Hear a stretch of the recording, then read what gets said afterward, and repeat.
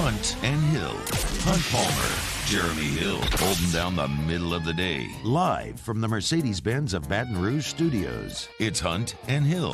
Now on 104.5 ESPN Baton Rouge.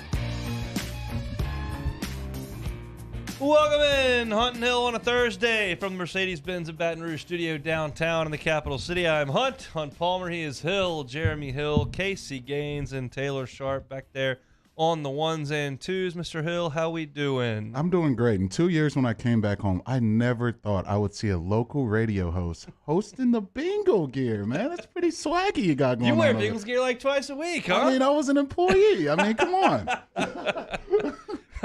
I couldn't do it tomorrow because tomorrow's LSU Friday. Like, I'm going football Friday. I'm going with my LSU gear. But I thought I'd put it on today. There could be a little bit of trolling aspect to it for the 3 to 6 guy. We'll see how that goes between shows. But we got bigger fish to fry than that here coming forward.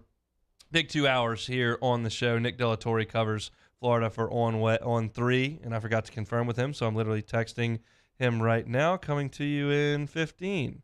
All right, now he knows. Luke Johnson, who always knows because we have him every single Thursday at 1:30, is going to join us then.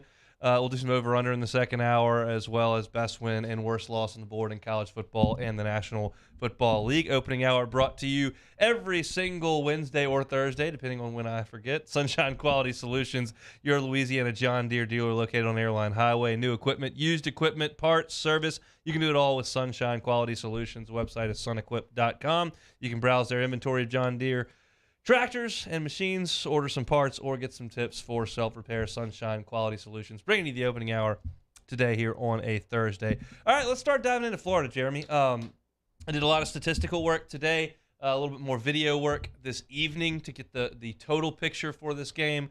And I kind of like to do it in that order and kind of dive into the numbers, see what the numbers tell me, and then kind of look for it when I watch the tape. I've certainly watched a good bit of Florida this year. Watched a lot of the Tennessee game before my pregame show started.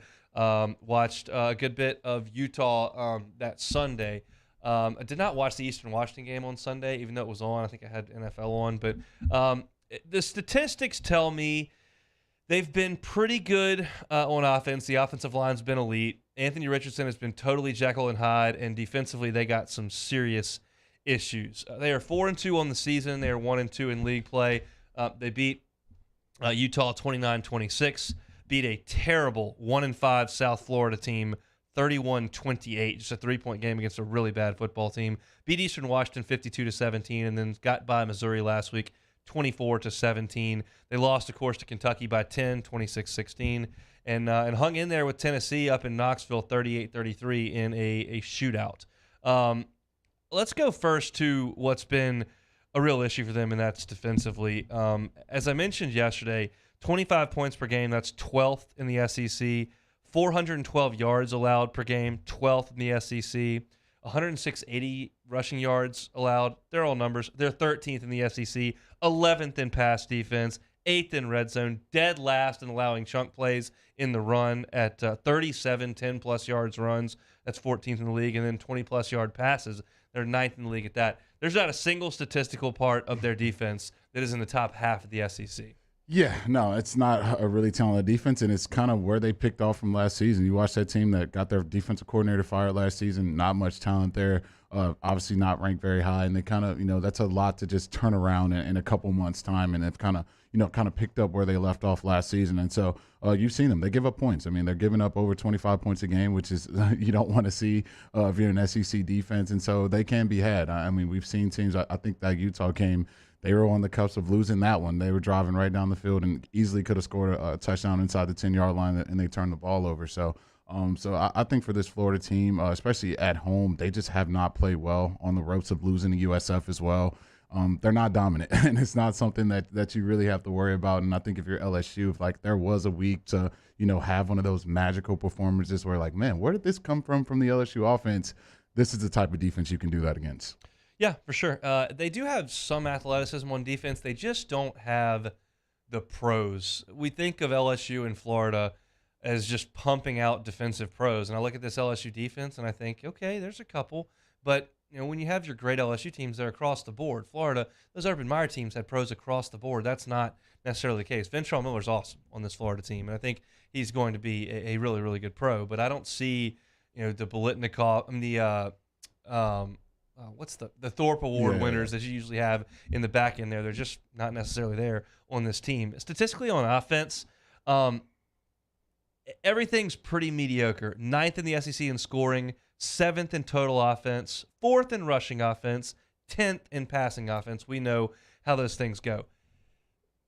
What's a little bit more alarming to me statistically is that the Tennessee game, they really rolled offensively. They were awesome. We know that Anthony Richardson threw for 450 yards in that game. We know that they were able to amass a bunch of points. They were able to go up and down the field and stick with that Tennessee offense for the entire day, really. But the issue is that game is such an outlier because we know that Tennessee is almost last in the country in time of possession, and then the games they play go so very fast. And so when you look at the statistics for that game, they ran 87 plays in that game against Tennessee. In every other game, all 5 other ones, they averaged 54. They ran 33 more plays than they averaged in that game. That's going to throw all your stats way out of whack because Tennessee doesn't care about time of possession and they just go so fast.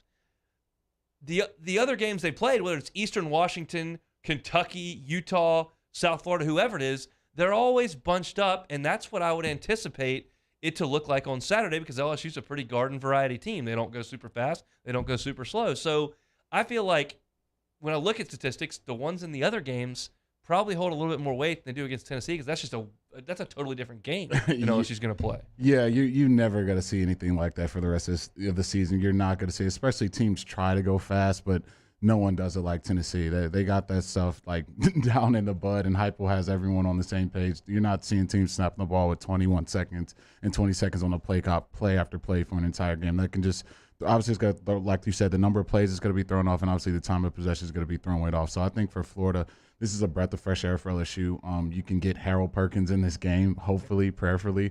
We can see that. You don't have to worry about them going at a crazy NASCAR tempo. And I think for the biggest thing for me is that you're looking at offense who's had 7 interceptions thrown this season, 8 fumbles this season. Like, you can turn this team over. It's Jekyll and Hyde, like you said, and it's a team that'll put the ball on the ground. It's a quarterback who will put the ball in harm's way. So not dealing with Mr. Magical Zero this week. you can make plays if you're this LSU defense. Florida has turned the ball over in every game this season thus far. So if I'm going to count the other games candidly and take Tennessee out, and I'm going to count the other games where I told you they run 54 plays per game on offense, I'm going to take it a step further. I'm going to actually take out Eastern Washington and South Florida as well, and I'm going to boil it down to Utah, Kentucky, and Missouri. Is that fair? Yeah, that's fair. Okay. 39 of 73 through the air. That's 53% completion for their quarterbacks.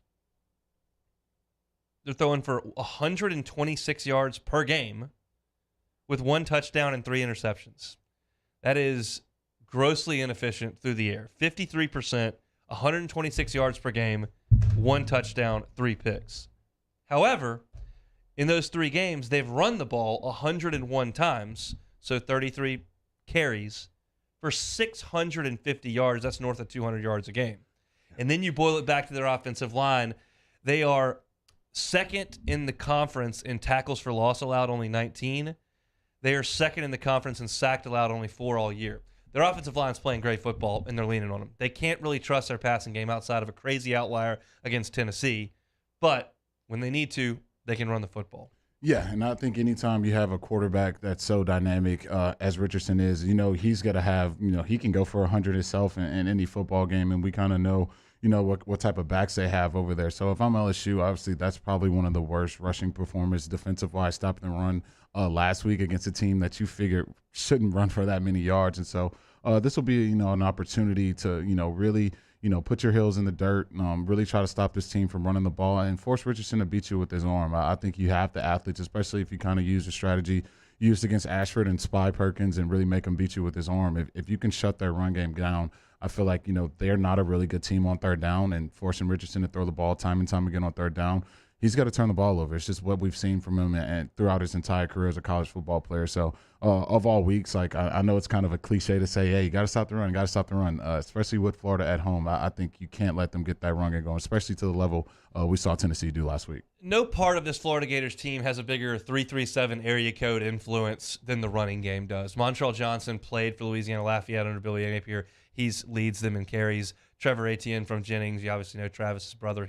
They're from Jennings, and he's come over with Billy Napier as a freshman. Those are their two lead backs. And now I forgot his name. It's Osiris. The offensive lineman, Osiris Torrance. I couldn't think of his last name. Osiris Torrance is as good an offensive lineman as there is in the SEC right now. He's been sensational. He started at Louisiana Lafayette with Billy Napier as well. So with that offensive line and those two backs, they've been really good. Now, Osiris Torrance is a little bit questionable right now. We're about to have Nick Delatorre on in 5 minutes to get an update on that. But that's what you've got to look for from this Florida team first. And you got to decide who you are if you're LSU on stopping the run. Are you the team that did a pretty good job of slowing things down in the second half against Auburn, or are you the team that got gashed against Tennessee? Time's going to tell, but Florida's going to lean on that early and often in this game. And you wanted to say that was the real strength of this LSU team, and I'm not ready to say that it's not, but that last week was a little sobering, quite frankly.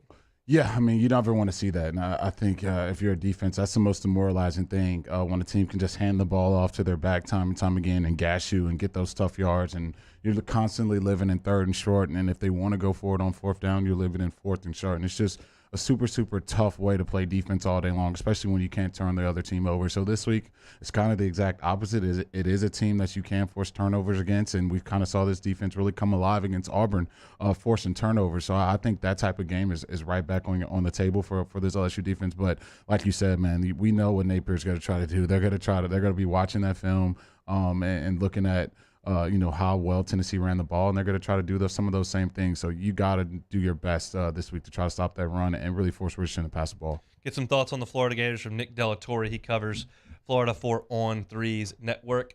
Opening hour today brought to you by Sunshine Quality Solutions, your Louisiana John Deere dealer located on Airline Highway. I just had a 337 thought. Luke Johnson with us in 20 minutes from right now. Don't go anywhere. It's Hunt and Hill. Hunt Palmer and Jeremy Hill. It's Hunt and Hill. Bayou Ford, BayouFord.com. Check out the inventory over at BayouFord.com. They update it each and every day as cars move in with the inventory, cars move out as they're being sold. They'll update it. So look at a couple times a week if you're in the market, see if they've got what you want. They do. You'll have all the information right there in front of you. If they don't, you can keep checking, or you can call up Ben Gagne and the crew and say, hey, look, I want to customize a vehicle, because that's what 75% of the customers do over there at Bayou Ford. They customize their own vehicle. They can have it turned around in 60 to 90 days, and when it comes in, it'll be driven right to your front door. Yeah, head over to BayouFord.com. They have the all-new 2022 Ford Expedition Timberline, tinted windows, ready-lift 3 kit on there. Also, all-new 2021 Ford F-150s. They're getting $14,000 off MSRP, including the Black Widow edition. And you already know it by now. Every single purchase comes with that 1 million mile powertrain warranty. For the life of the vehicle that you purchase at Bayou Ford, you will have that car under that powertrain warranty. Bayou Ford. Check out the inventory at BayouFord.com. Bayou Ford, they're going to do right by you. In times of need, get a full list of phone numbers, websites, and other important emergency information on the Demco Stormwatch page at 1045ESPN.com.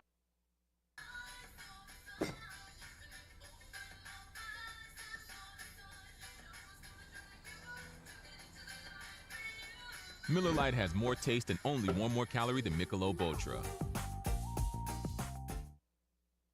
I'm Jay Ducote. I grew up learning how to cook at LSU tailgate parties and right in my own backyard. And I created JD's Louisiana products to bring that Louisiana flavor to you at home for your backyard cookout.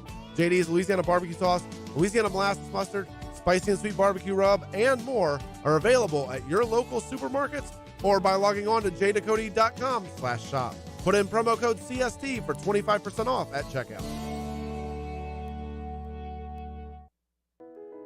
I've been doing business with Luba for 25 years. They're dependable, trustworthy. It's just the attention to detail with our clients. Our folks have years and years of experience. They're highly trained professionals, but many companies have that asset. What I'd like to think makes Luba a bit different is that we use those talents in a way that truly is dedicated to serving the needs of the folks who depend on us. There it is, the extra mile. on the border of expected and extraordinary for those willing to go further, like vans customized for work or play, with safety and tech to keep you connected. Supported by a 5-star sales, service, and finance team, and backed by the 1-star you know. So go the extra mile. It's never crowded, because so few have what it takes to go there. Mercedes-Benz Vans. Want more customers? Running Boards Marketing can help you get their attention.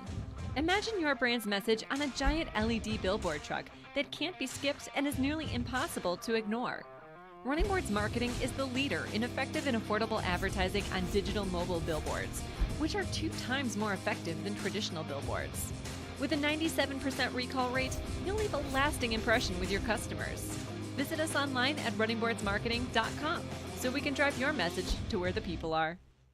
Gulf Coast Office Products is a nationally recognized Savin office equipment dealer based right here in Louisiana. Over 100 employees strong, Gulf Coast has the boots on the ground to support all vertical markets from education, engineering, legal, and finance. With the latest in office technology from desktop to production segment units, Gulf Coast and Savin have the perfect fit for you. Call 225-756-2644.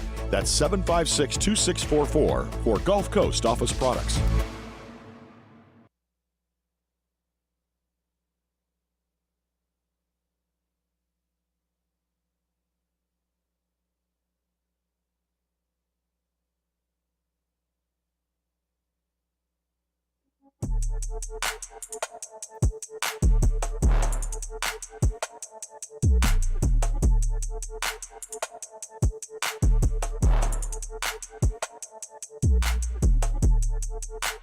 This is Hunt and Hill on 104.5 ESPN Baton Rouge. Luke Johnson in 15 minutes on Saints and Bengals opening hour here on a Thursday, brought to you by your Louisiana John Deere dealer, Sunshine Quality Solutions. Go out to the phone line now, chat with Nick Delatorre, covers the Florida Gators for On 3. Nick, thanks for your time. How are you? Doing well. How are you all? Doing very well. This series has been a fascinating one. Florida won 13 of 14 during the Spurrier run, 88-01, and LSU has won 10 of the last 15 and has done well in the Swamp, 4 of the last 6. I heard this on your podcast, so I know your thoughts, but for our listening audience, your thoughts on this series as we think that it may be coming to a close annually here in a couple of years. That hurts to hear.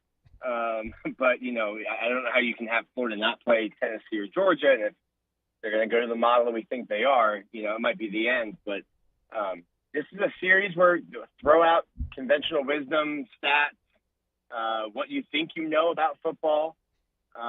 Throw it, you know, like the LSU holder in 2010. Throw it over your head blindly, and it'll bounce up into somebody's stomach, and they'll run for a first down.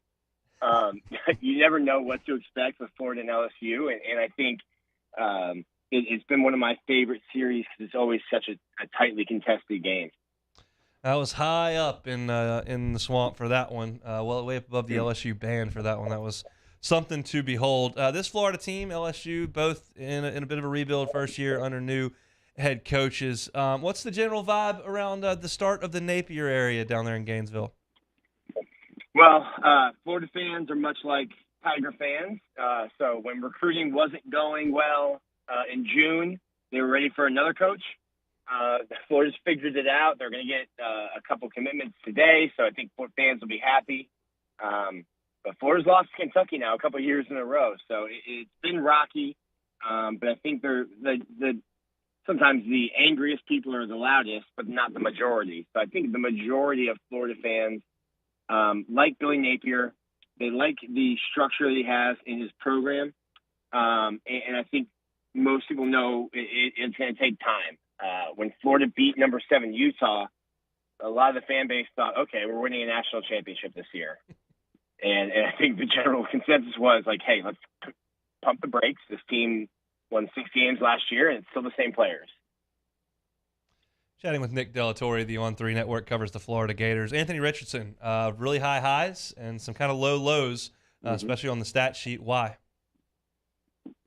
I think the biggest thing is going to be what's going on in Anthony's helmet. And I think he's gotten a little bit at times this year wrapped up in what his draft stock is and what he's going to do. He has a chance to make money in the NFL that none of us will ever see, that would set up your grandchildren. I think he was actively thinking about that during games. And you can't. You go up against Kentucky, and what makes Anthony Richardson great is his ability to run. I think he went into that game thinking, I'm going to show scouts that I can throw better than Will Levis. Well, Will Levis could never run like Anthony Richardson. So why are you trying to take something away that you do well to do something better than the other guy? There's been an element of Florida being hurt at quarterback behind Anthony, and then Anthony's own injury history, which I think has caused him to run a little bit less. But for Anthony Richardson to be effective and for him to be the best version of himself, he has to be able to run the football and have the freedom to, pull it down after going through one or two progressions and have the freedom to run. When you think about this Florida defense averaging 25 points, giving up a game, how do you think they match up with this LSU offense? I think Florida's secondary is good. The big issue is going to be containing Jaden Daniels, and Florida has, I can't count how many times they've had a sack and just haven't been able to get a quarterback down. And, 3rd and 7, you've got a guy in the backfield ready for a sack, and blink an eye, and it's a 15-yard scramble for a touchdown. And LSU has a quarterback that can do that without you missing a tackle. He'll make you miss. So the biggest thing for me will be containing the pocket, make him beat you with his arm. I think if you're Florida and Jaden beats you by throwing for 350 yards and 4 touchdowns, you say, okay, we'll accept that because we didn't let him beat us with his legs, which I think needs to be for his game plan, is to try to keep him in the pocket, make him a passer, and take away what he's best at and what makes him most dangerous. Seems like chunk plays have been a little best of a problem for this Gators defense. Is that some bus, or is it a situation where maybe the talent isn't quite what it needs to be? There's just a bust, and to sound like a player, or to sound like a coach, you've got 10 guys playing the same play, and then one guy not. And Florida last week gave up a 3rd and 28, and it was just one missed tackle in space turns into a 30-yard gain. And it's weird to think of it like that because it is a thing. Florida's giving up huge chunk plays. They've had trouble getting off of the field on 3rd down, and it literally just seems to come down to one player, not a specific player, but one player on each play. You're like, well, if he had made that tackle, or he looks like he was playing man coverage and everyone else was playing zone, there's just been like one thing you could point to on each one of those plays.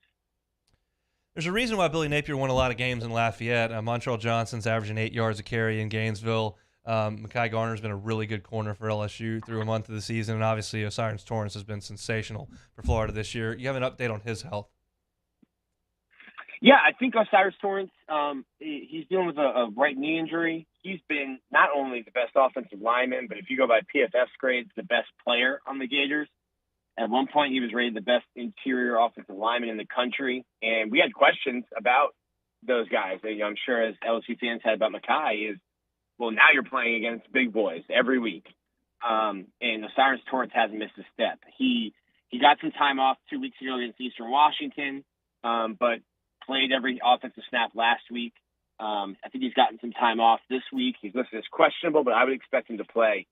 As we're sitting here talking on a Thursday, I would expect him to play against LSU.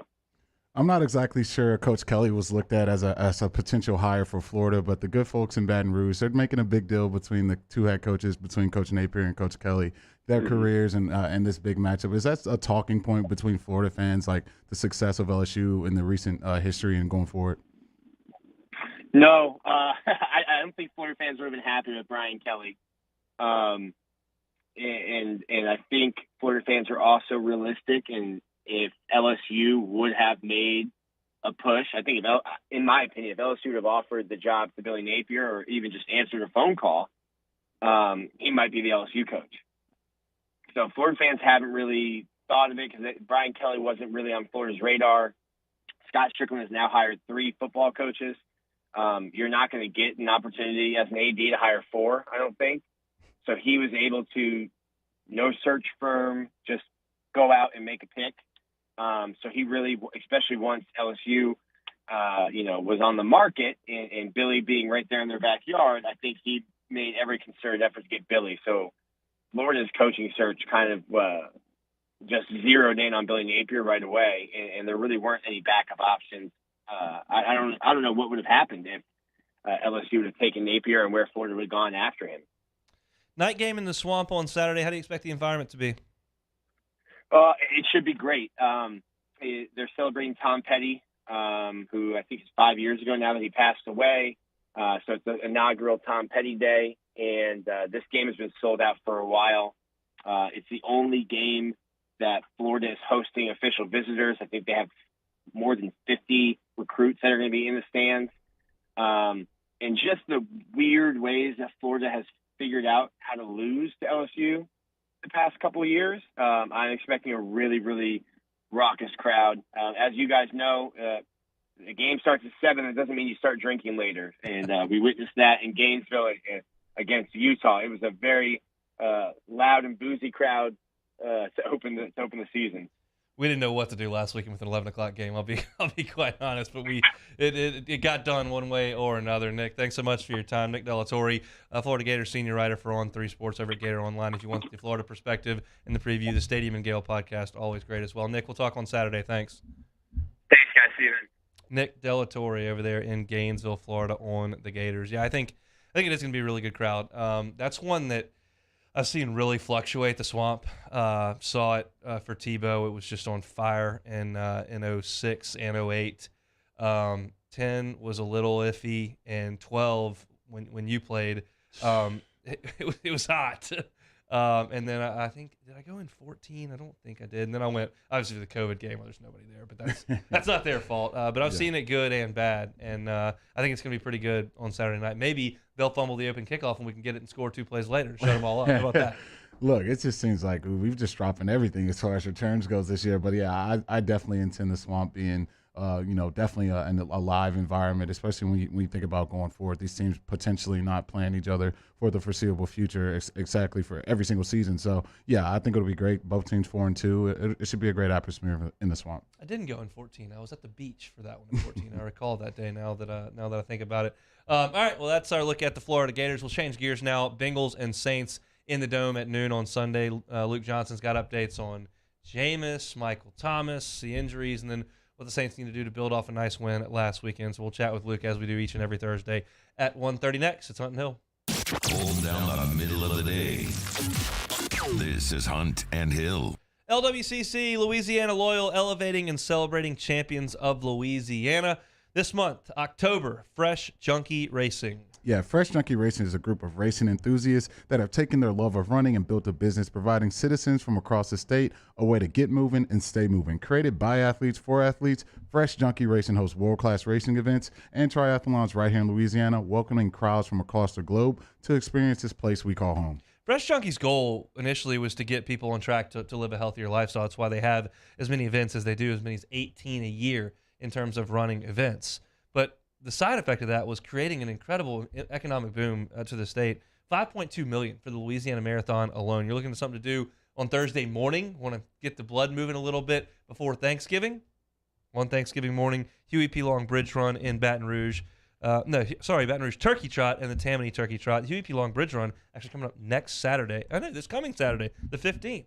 Date jumped up on me. This coming Saturday, the 15th, the Huey P. Long Bridge Run. Fresh Junkie Racing, an awesome part here of our economy and in terms of creating a healthy lifestyle here in Louisiana.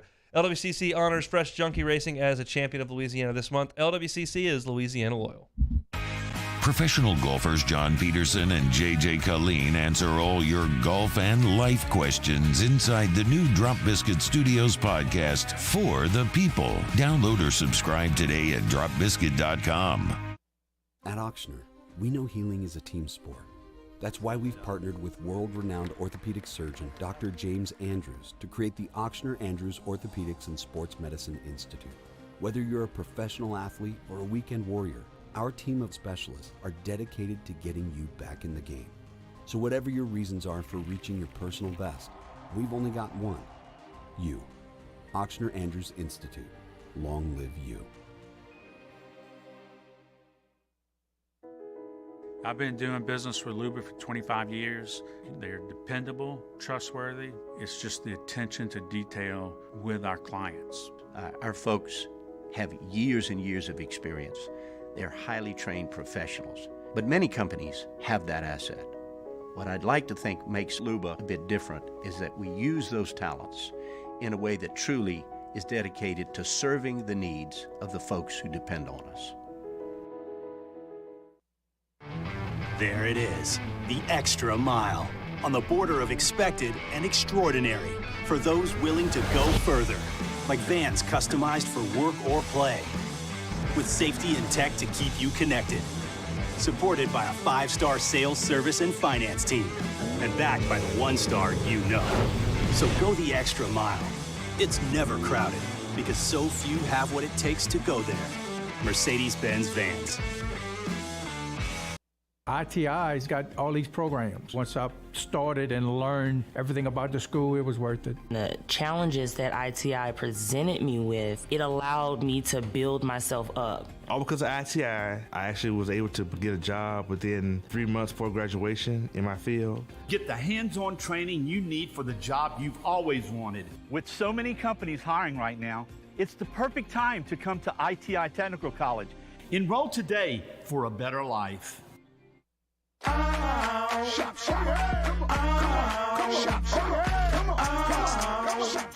Order curbside pickup online or with Rouse's Market Shopping app and let Rouse's personal shopper shop for you. Curbside pickup is free and you pay the same price for groceries as in-store. Use code SAINTS20 and save $20 on orders of $100 or more. That's curbside convenience, shopper style. Oh yeah! I am Juliette, daughter of Marguerite, granddaughter of Gabriel Piera. I come from a line of strong women who knew struggle and success too. Still, I was scared by my breast cancer diagnosis, but I had Blue Cross coverage, which meant I got care from top doctors.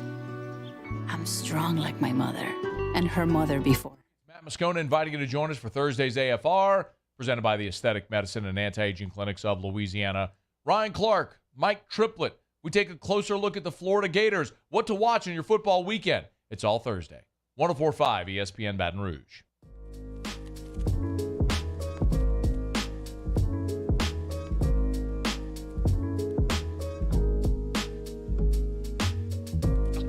Hunt and Hill. 104.5 ESPN Baton Rouge. Opening hour on Thursday brought to you by Sunshine Quality Solutions, your Louisiana John Deere dealer located on Airline Highway. Website sunequip.com. Bilbo Baggins in the Bayou 4 chat says, Hunt, go get a coffee. You're not awake. I promise I'm awake. I've been playing a little hurt this week and trying to power through with this nasal stuff and the throat and the whole deal, but we're gonna make it through. We're gonna make it through. Had a little bit of an issue slurring a lot of words this week and jumbling all over the place, but hopefully the information is getting there, just not exactly as clean a delivery as we would like, but that's par for the course for me anyway. I get to talking so fast half the time I screw it up. That's all right. Get the information out. Speaking of information, we'll go down to Metri now. Luke Johnson covers the black and gold for The Advocate. He joins us on the phone as he does each and every Thursday. Luke, how are you, sir? I'm doing great, although I am also dealing with my own ear, nose, throat problems here. I think so it's like I allergies. feel like it's just the season. Yeah. Yeah, it's been brutal. Like, I don't feel bad. I'm blowing my nose every 2 seconds. It just is what it is, I guess, this time of year. All right, Saints and Bengals coming up. We'll talk about that shortly, but we'll go back to the Seahawks game first briefly. I don't think he can depend on it 17 games a year, but every once in a while, Taysom might make some plays, and he certainly did on Sunday. How much can they lean on that moving forward? Yeah, I mean, he was awesome. I just don't know if that's really something they can just count on being there every game, no matter when they need it. You know, it was really cool seeing them run that 10, 15 times Sunday.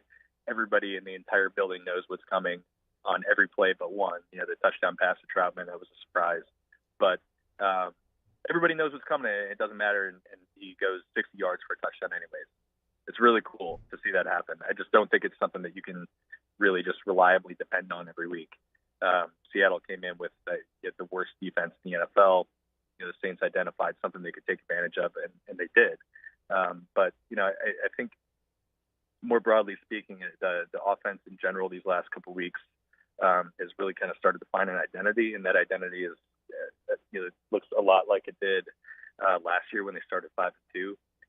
They're really just leaning on their ground game. They're leaning on their offensive line and telling their quarterback to play efficient, mistake-free football.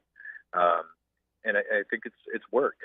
So I would expect to see a lot more of that, and I really expect to see it this weekend against Cincinnati. But I just don't know if it's going to be the Taysom show every week. Yeah, probably not. And I heard Dennis Allen use the word efficient like 400 times when talking about Andy's play, but I think it's worth the question. I mean, how do you assess his play now that he's kind of gotten into a rhythm? Yeah, I mean, I think he's done a really nice job, and I think it's not just, throwing the ball and the decision making. I think he's done a really nice job, like managing pressure in the pocket. There was one play in particular that I kind of highlighted in my film review, but the Seattle linebacker came completely wide open and free on a blitz, unblocked, and the first 3 weeks of the season that was a 9-yard loss and the end of a drive. Instead, Andy just kind of like calmly moved up and to his left. The blitzer went like racing past him, and he found Juwan Johnson for a 13-yard gain, and 4 plays later they're in the end zone. Like, those are the types of plays that we're missing. I think those are the types of plays that Jameis kind of struggled with his health. He wasn't as mobile as he normally is. I think Andy's just done a really nice job stepping in and doing what the Saints have done really well for the last several years, and that's taking what the defense gives them and not trying to make too much out of plays that just aren't there. I think the floor is very high for Andy Dalton. I just don't think the ceiling is super high, which is why I think whenever Jameis does get healthy, I think he gets an opportunity to go back in the lineup. But the thing is, now the Saints know that they can plug Andy Dalton in there and be like a capable offense. So I think the stakes are high for whenever Jameis does return. I think whenever he does return healthy, he is going to be back in the lineup. I think the stakes are high for him to come in and operate within the offense and not try to do too much because I think they've shown they can be a pretty good offense that way. Luke, I never thought I'd see the day where Tennessee fans would be patting me on the head saying, we've been here before, guys. You guys are always next year. But to put more salt on that wound, I had to see our greatest defensive player in LSU history rocking that ugly Tennessee hoodie. What was that like, man? Did that burn your retina seeing the Badger in those ugly Tennessee colors? Oh man, that hurt even more than seeing him in the Florida State colors from the opening week. I haven't seen Tyron in the locker room since then, but I might just like quietly beg him not to make any more bets this year. I think LSU is going to be very good in the next couple of years. It's just like, let's just put the bets off this year, okay? Please it's don't a bet rebuild, with Tyron. Hold on. Don't bet with Mark Ingram. Please don't bet with any of the Florida guys this week. Definitely don't bet with the A&M guys. I don't want like that cult of fans getting a hold of that photo, So, let's just chill a little bit on the bets, Tyron. Although, right. Look, to his credit, that was a bold move, and I think everybody would have loved seeing like Alvin Kamara wearing LSU colors, right?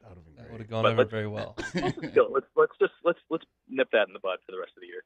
All right, Bengals coming to town on Sunday. Been a talking point around here, just what kind of orange and black presence. Moscona in the afternoon thinks, he said this multiple times, that the Bengals fans can neutralize the Saints' home field advantage. I think there's going to be like 5,000 Bengals fans in there max, and those are the ones that fly from Ohio. There just aren't enough people like me that don't really care about the Saints, love Joe Burrow, and adopted the Bengals, and then they're going to show up in the Dome and pay $400 for 2 tickets to watch this game. Do you expect a big Cincinnati contingent? No, I do expect a big Joe Burrow and Jamar Chase contingent, right? Like, I think there's going to be a lot of people in the stands in LSU jerseys. And I think like it's going to be that like kind of weird atmosphere where there's actually cheers for the offenses on both sides, But like, I'm not expecting to see like 20,000 people in black and orange in the stadium. I just think that's kind of ridiculous. I think there's still going to be a home field advantage. But look, I mean, obviously, like, Joe Burrow and Jamar Chase are like heroes down here for good reason. That 19 season was unbelievable. And I think it's made whatever's happened in these last couple of years with LSU football bearable, because they're like, yeah, well, we still got 19. So yeah, I mean, there are going to be people there cheering for Joe Burrow, and that's okay. I don't think it's going to be like this deafening roar for Bengals fans where they're killing the home field advantage. I just think that people are going to be like, yeah, go Saints, but also go Joe Burrow and go Jamar Chase, and they're going to be celebrating a 50-yard touchdown pass if they connect on one. Chatting with Luke Johnson of The Advocate covering the Saints. The Bengals spent a bunch of money on the offensive line, but I haven't seen that it's that much better. Would you imagine the Saints could take advantage of that with a pass rush and slowing down a progressing Bengals running game? Yeah, I do. I think the Saints pass rush has fared pretty well these last couple of weeks. Yeah, I thought the concern after 2 weeks was overblown. I think to borrow from Dennis Green, like, they are who we thought they were. And I think that's probably going to be going to create some problems for Burrow and the Bengals offense this week, especially considering last week they're kind of getting all these people chirping at him because this Bengals offense has been a very explosive offense with Joe operating it these last couple of weeks or these last couple of years. And last week I think they just dinked and dunked their way down the field against the Ravens, and people are starting to question that sort of philosophy. So it wouldn't surprise me to see them try to take some shots downfield, which will theoretically leave Joe open to some shots from the Saints defensive line. I would expect them to kind of get after him again this week. They just got to be careful because I think Burrow is probably a little bit underrated as far as pre-snap reads and catching guys blitzing. It'll just be completely dependent on that front four, I think, to get it done. The Bengals rushing attack this season, they're third to last in the NFL in yards per carry with only 2 touchdowns this season. Are you pretty safe to say you trust this Saints defense to be able to shut that down this Sunday? Yeah. I think they'll do what they do every week, and that's try to make the opposing offense one-dimensional. They just got to avoid those big plays that have been kind of cropping up this year. Seattle, I think, got the vast majority of their running game, was accounted for by 2 plays. They had more than 100 yards rushing on 2 big explosives, and I think the Saints got to really tighten up on that. I think Seattle had 6 plays at 30 more yards last week, and 2 of them coming on the ground. If they can keep that contained, I think I like their chances against Cincy's passing attack, and keeping them one-dimensional, keeping them in those 3rd and long situations where they can let their pass rush go. But yeah, they can't let those guys get going against them, and I think that's the priority every week. Anything further on Michael Thomas, Jameis Winston? Nothing further on Michael Thomas. Yeah, I think Adam Schefter reported last week that they kind of expected him to play, but I would almost be a little surprised if he did. And Jameis has been back at practice, but I think, if I were guessing here, and this is purely speculation on my part, not based on any report or talking to anybody about it, but I'd be guessing they're trying to just get him back into the flow of things, let him practice, be around his teammates, get his timing back. But it would be a surprise to me if they brought him back this week and then have him turn right back around on a short week and start next week as well. So I would probably guess 1 more week of Andy Dalton at least, and probably without Michael Thomas. How about Jarvis? Jarvis is another one where I think we kind of expected him to play last week after Dennis Allen said he was feeling good about it, and we haven't seen him in practice. So he's another one that I'm kind of doubtful on. They're going to have a pretty rough-looking receiver room, I think, this week. The big question for me is really Chris Olave. Obviously left the game with a concussion last week. He's in return. He's in the protocol. He has to clear those hoops first to get back on the field. And I mean, you're looking at potentially the prospect of maybe being without your top 3 receivers and without Deontay Hardy as well. So 4 out of your top 6. That's pretty tough. They're going to have to, maybe they will actually have to lean on Taysom really hard this week. Enjoy the ball game on Sunday, Luke. Thanks for your time. We'll do it next week. My pleasure, guys. Talk to you soon. By Luke Johnson on Twitter. He mentioned that film breakdown earlier in the segment. He does a film review every single week. Subscribe to The Advocate. Check out Luke's stuff. He does an awesome job, and we appreciate him for jumping aboard. We'll close out hour number 1 coming up. I got to make some fun of a guy who's making himself look like an idiot. That's coming up next. It's on Hill. 104.5 ESPN Baton Rouge with Hunt and Hill. Start NFL Week 6 off with the no-sweat same-game parlay from FanDuel, America's #1 sportsbook. It doesn't matter if you're new to FanDuel or already have an account. You'll get free bets back if your Thursday night same-game parlay doesn't hit. NFL same-game parlays are the perfect way to combine your bets for a chance for an even bigger payday. Ho, ho, ho, baby. A barn burner tonight. The Commanders and the Bears. Commanders a 1-point favorite on the road. They got some great odds boosts.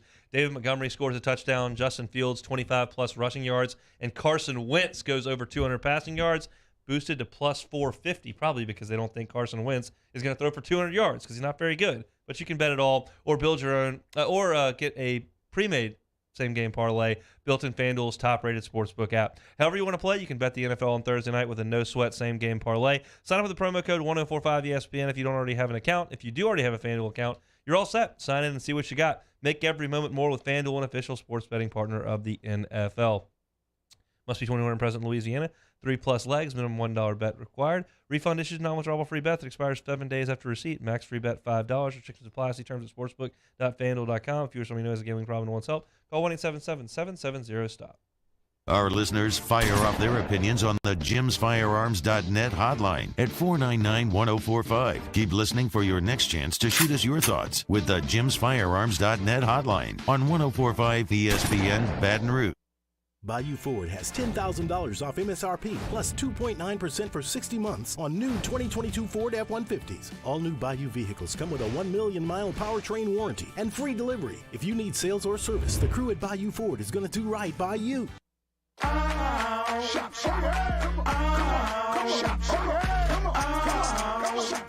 Order curbside pickup online or with Rouse's Market Shopping app and let Rouse's personal shopper shop for you. Curbside pickup is free and you pay the same price for groceries as in-store. Use code SAINTS20 and save $20 on orders of $100 or more. That's curbside convenience. Shopper style. Oh, yeah!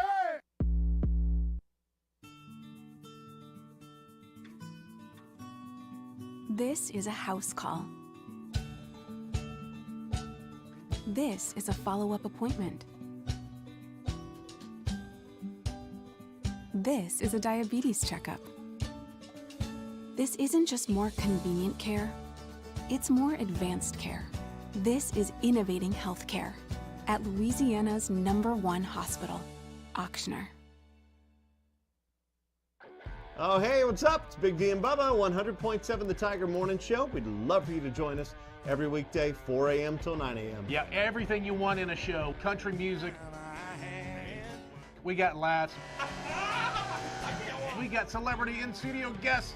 We just need you. Join us every weekday morning, 4 a.m. to 9 a.m., right where it all started. That's right. Louisiana's country station, 100.7 The Tiger.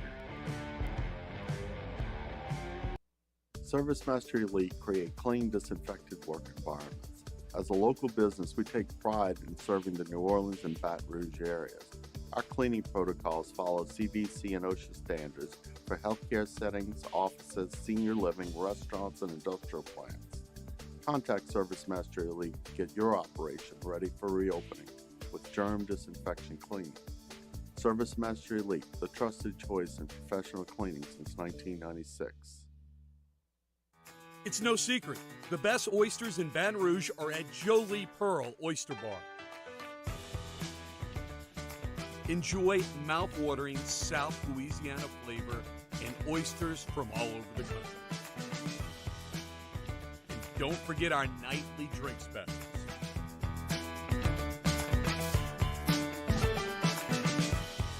Jolie Pearl Oyster Bar, located in downtown Baton Rouge.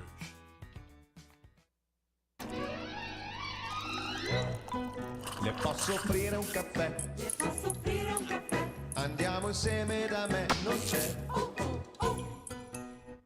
Jimmy Ott and Charles Henniger for the Thursday evening edition of Game Time presented by Bet Rivers. We're downtown at Jolie Pearl Oyster Bar on North facing Town Square.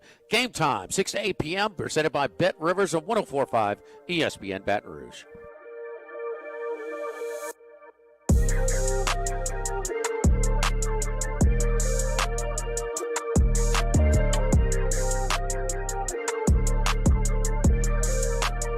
This is Hunt and Hill on 104.5 ESPN Baton Rouge. if you're in the market for any John Deere equipment, Sunshine Quality Solutions is your stop, your Louisiana John Deere dealer. Located on Airline Highway. They've got your new equipment. They've got used equipment, parts, service. You can do it all with Sunshine Quality Solutions. Their website is sunequip.com. On the website, sunequip.com, you can browse the inventory. You can order parts right from there, or you can get some tips for self-repair if you're capable of that kind of thing over at Sunshine Quality Solutions. Speaking of repair, it's going to take a lot to repair the football organization in Washington. If you missed this story earlier today, ESPN kind of penned a story citing a lot of anonymous sources, plenty of them, like 30 of them, that essentially the situation is Dan Snyder, who has owned the Redskins since 1999, is under fire for creating a toxic work environment. They're under investigation, a lot of people looking into things, and it's not the first time he's been mired in some issues. And he has the support of a few owners, but not very many. And Jerry Jones has been one of them who has publicly supported him. And there are some people saying that he's lost Jerry Jones at this point, too. And if 24 owners vote you out, essentially, you're gone. So he's coming back and saying, all right, you think you're going to take me out? Well, I've got dirt on all y'all, and I'm telling everybody, all you owners that I know stuff about, you're in big trouble. And this makes me laugh because Daniel Snyder, there's not one human that doesn't have the last name Snyder that thinks he should own this team. Not one human alive. Listen to what he's done since he's been there. Over 23 plus years, they are 57-216. In 22 seasons, they've made the playoffs 6 times, won the division 4. They've had 3 10-win seasons out of 22. They've had 5 winning seasons out of 22. And in 22 years, they have 2 playoff wins and 3 names for the team. They got more names for the football franchise than playoff wins since he took over. And it's not like he's taken over the laughingstock of the NFL. In the 20 years previous to his ownership, they won 3 Super Bowls and played for another one. Under his time there, Joe Gibbs failed, Steve Spurrier failed, Mike Shanahan failed, Ron Rivera is failing. These guys have skins in the wall. Spurrier's at a different level, so I'll give you that. Joe Gibbs, Super Bowl coach. Mike Shanahan, Super Bowl coach. Ron Rivera got to a Super Bowl. He's the constant in all the issues that are coming up. And you may want this franchise, and it may be really important to you. But no one's going to be on your team when you sit here and say you're going to blackball the entire league when you don't do anything well. You were really good at advertising. Go back to that. Stop owning the football team. You're a laughingstock. At best, at worst, you're a horrible human who's creating a toxic work environment. Bro, get out of the spotlight. It ain't happening for you. Look, I was ready to play some devil's advocate and troll a little bit. I Googled Dan Snyder's career achievements. Nothing came up. That's kind of bad. Not in ownership. He made a lot of money in advertising. I mean, I'm talking football. In football, no, they're atrocious. Every year they're atrocious. Yeah, this is Reek's a little kid who gets fouled and takes the ball and like runs home and tells everyone about all the kids that are being mean to them on the basketball court. Like, dude, like you have a laundry list of things that are just going absolutely wrong. And that's not just wins and losses on the football field. You name it, it's going on in that franchise. And I played in that stadium before. That's probably one of the worst. People talk about the old Raiders field. That is one of the worst football fields you've ever been a part of. Like, rolled my ankle. It's just bad. Like, everything bad you can name as far as running an organization, you can point directly to the Commanders. I've lost track of the names at this point. It's just... You can count the playoff wins, too. And one of them was the first year he was there. He's the equivalent, like you said, of like, he's the kid who got in trouble for cheating on a test, and he said, oh, but Tommy wrote on the bathroom stall, and Timmy wrote a bean liver to him, and Johnny pushed Sarah on the ground at recess and skinned her knee. And, oh, Tommy cheated 4 times. Look under his desk and got a cheat sheet. We don't care. You're in trouble, and you're not good at this. Yeah. No, I wonder what's going to happen. I don't know what he thinks he's going to accomplish. Keep the team when no one wants you there? The fans don't want you there. The players don't want you there. I mean, we've seen owners getting their little toss-ups. We've seen Irsay fall in a little trouble. We've seen, obviously, we've seen Robert Kraft get in a little trouble, and we know how these owners are. They're going to have each other's back. The last thing you want as an owner, when everyone kind of turns that cold shoulder to you, there's nothing you can do. So I think he's on his last legs at this point. I don't think anything's going good. And then you parlay that with how the team is performing on the field this season. same old thing, up to his same old tricks. He's on his last legs, man. 5 winning seasons in 23 years. 2 playoff wins. wins. I'm sure Taylor Sharp's like that. That's great. That's all better than the Cowboys have done in recent history, right? I mean, that's not saying much, but at least the Cowboys are doing better. But dude, you're not it, and burning the whole league down with you is not a great legacy run either. If it makes you feel better, I guess fire away, but just get out of it. Go spend your money somewhere else. You're not doing yourself any service. Dan Snyder says he's going to burn the whole league down because he created a toxic work environment. Whatever. Hour 2 is coming up next. You missed Hour 1. You can catch it on demand, 1045ESPN.com, Apple Podcasts, Spotify, or on YouTube. We'll have best win and worst loss college football and the NFL coming up at the bottom of hour number 2. We'll also play a little bit of Take It or Leave It. Thanks to Sunshine Quality Solutions for delivering that opening hour. We'll see you after Sports Center on Hutton Hill.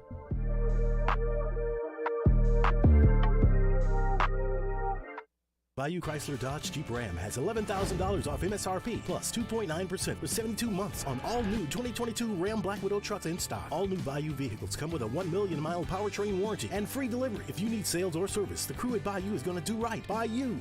ITI's got all these programs. Once I started and learned everything about the school, it was worth it. The challenges that ITI presented me with, it allowed me to build myself up. All because of ITI, I actually was able to get a job within 3 months before graduation in my field. Get the hands-on training you need for the job you've always wanted. With so many companies hiring right now, it's the perfect time to come to ITI Technical College. Enroll today for a better life. This isn't just another day. It's so much more.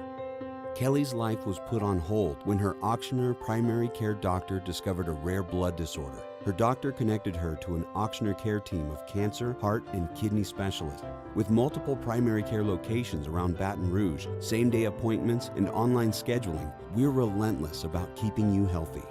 Auctioneer Baton Rouge, innovating healthcare for Kelly. Eli's always been into grilling. It took us a while to see it, but the signs were there. What are you doing, Eli? I knew grilling was my thing. I have been talking about it throughout my career. Happy with the results? I am. Got the new grill from barbecueguys.com. It performed great. My advice, as I always told my boys, do more of what you're born to do. Barbecue Guys, for those who were born to grill. You want cheese on your burger, Pops? I'll take a little cheese. Crime has serious consequences, but anyone can make a mistake. If you find yourself in trouble with the law, know that you have rights, and it's okay to demand them. The law offices of O.C. Brown are here to protect you and your rights. Felony or misdemeanor, DUI or drug charge. No matter what crime you're accused of, you still have rights. Let the law offices of O.C. Brown uphold them. Call 225-343-1111. Your law firm for a lifetime. I'm Jay Ducote. I grew up learning how to cook at LSU tailgate parties and right in my own backyard.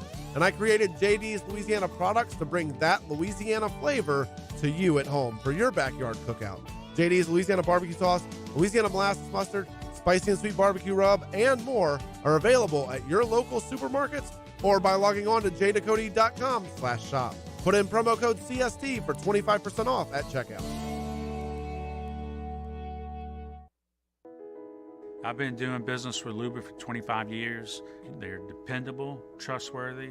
It's just the attention to detail with our clients. Our folks have years and years of experience. They're highly trained professionals, but many companies have that asset. What I'd like to think makes Luba a bit different is that we use those talents in a way that truly is dedicated to serving the needs of the folks who depend on us. Want more customers? Running Boards Marketing can help you get their attention.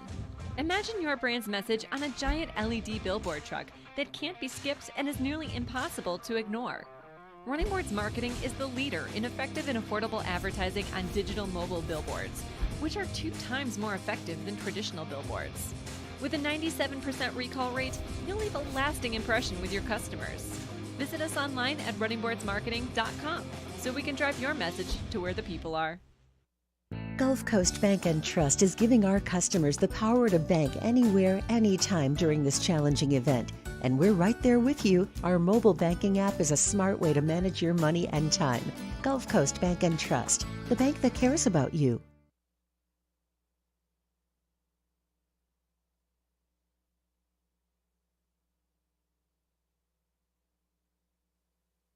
This is SportsCenter. I'm Christine Lisi. ESPN's reporting Commanders owner Dan Snyder, facing investigations on multiple fronts, has told associates he's used private investigators and other sources to gather dirt on fellow owners, coaches, and executives, and that he will not lose his franchise without a fight.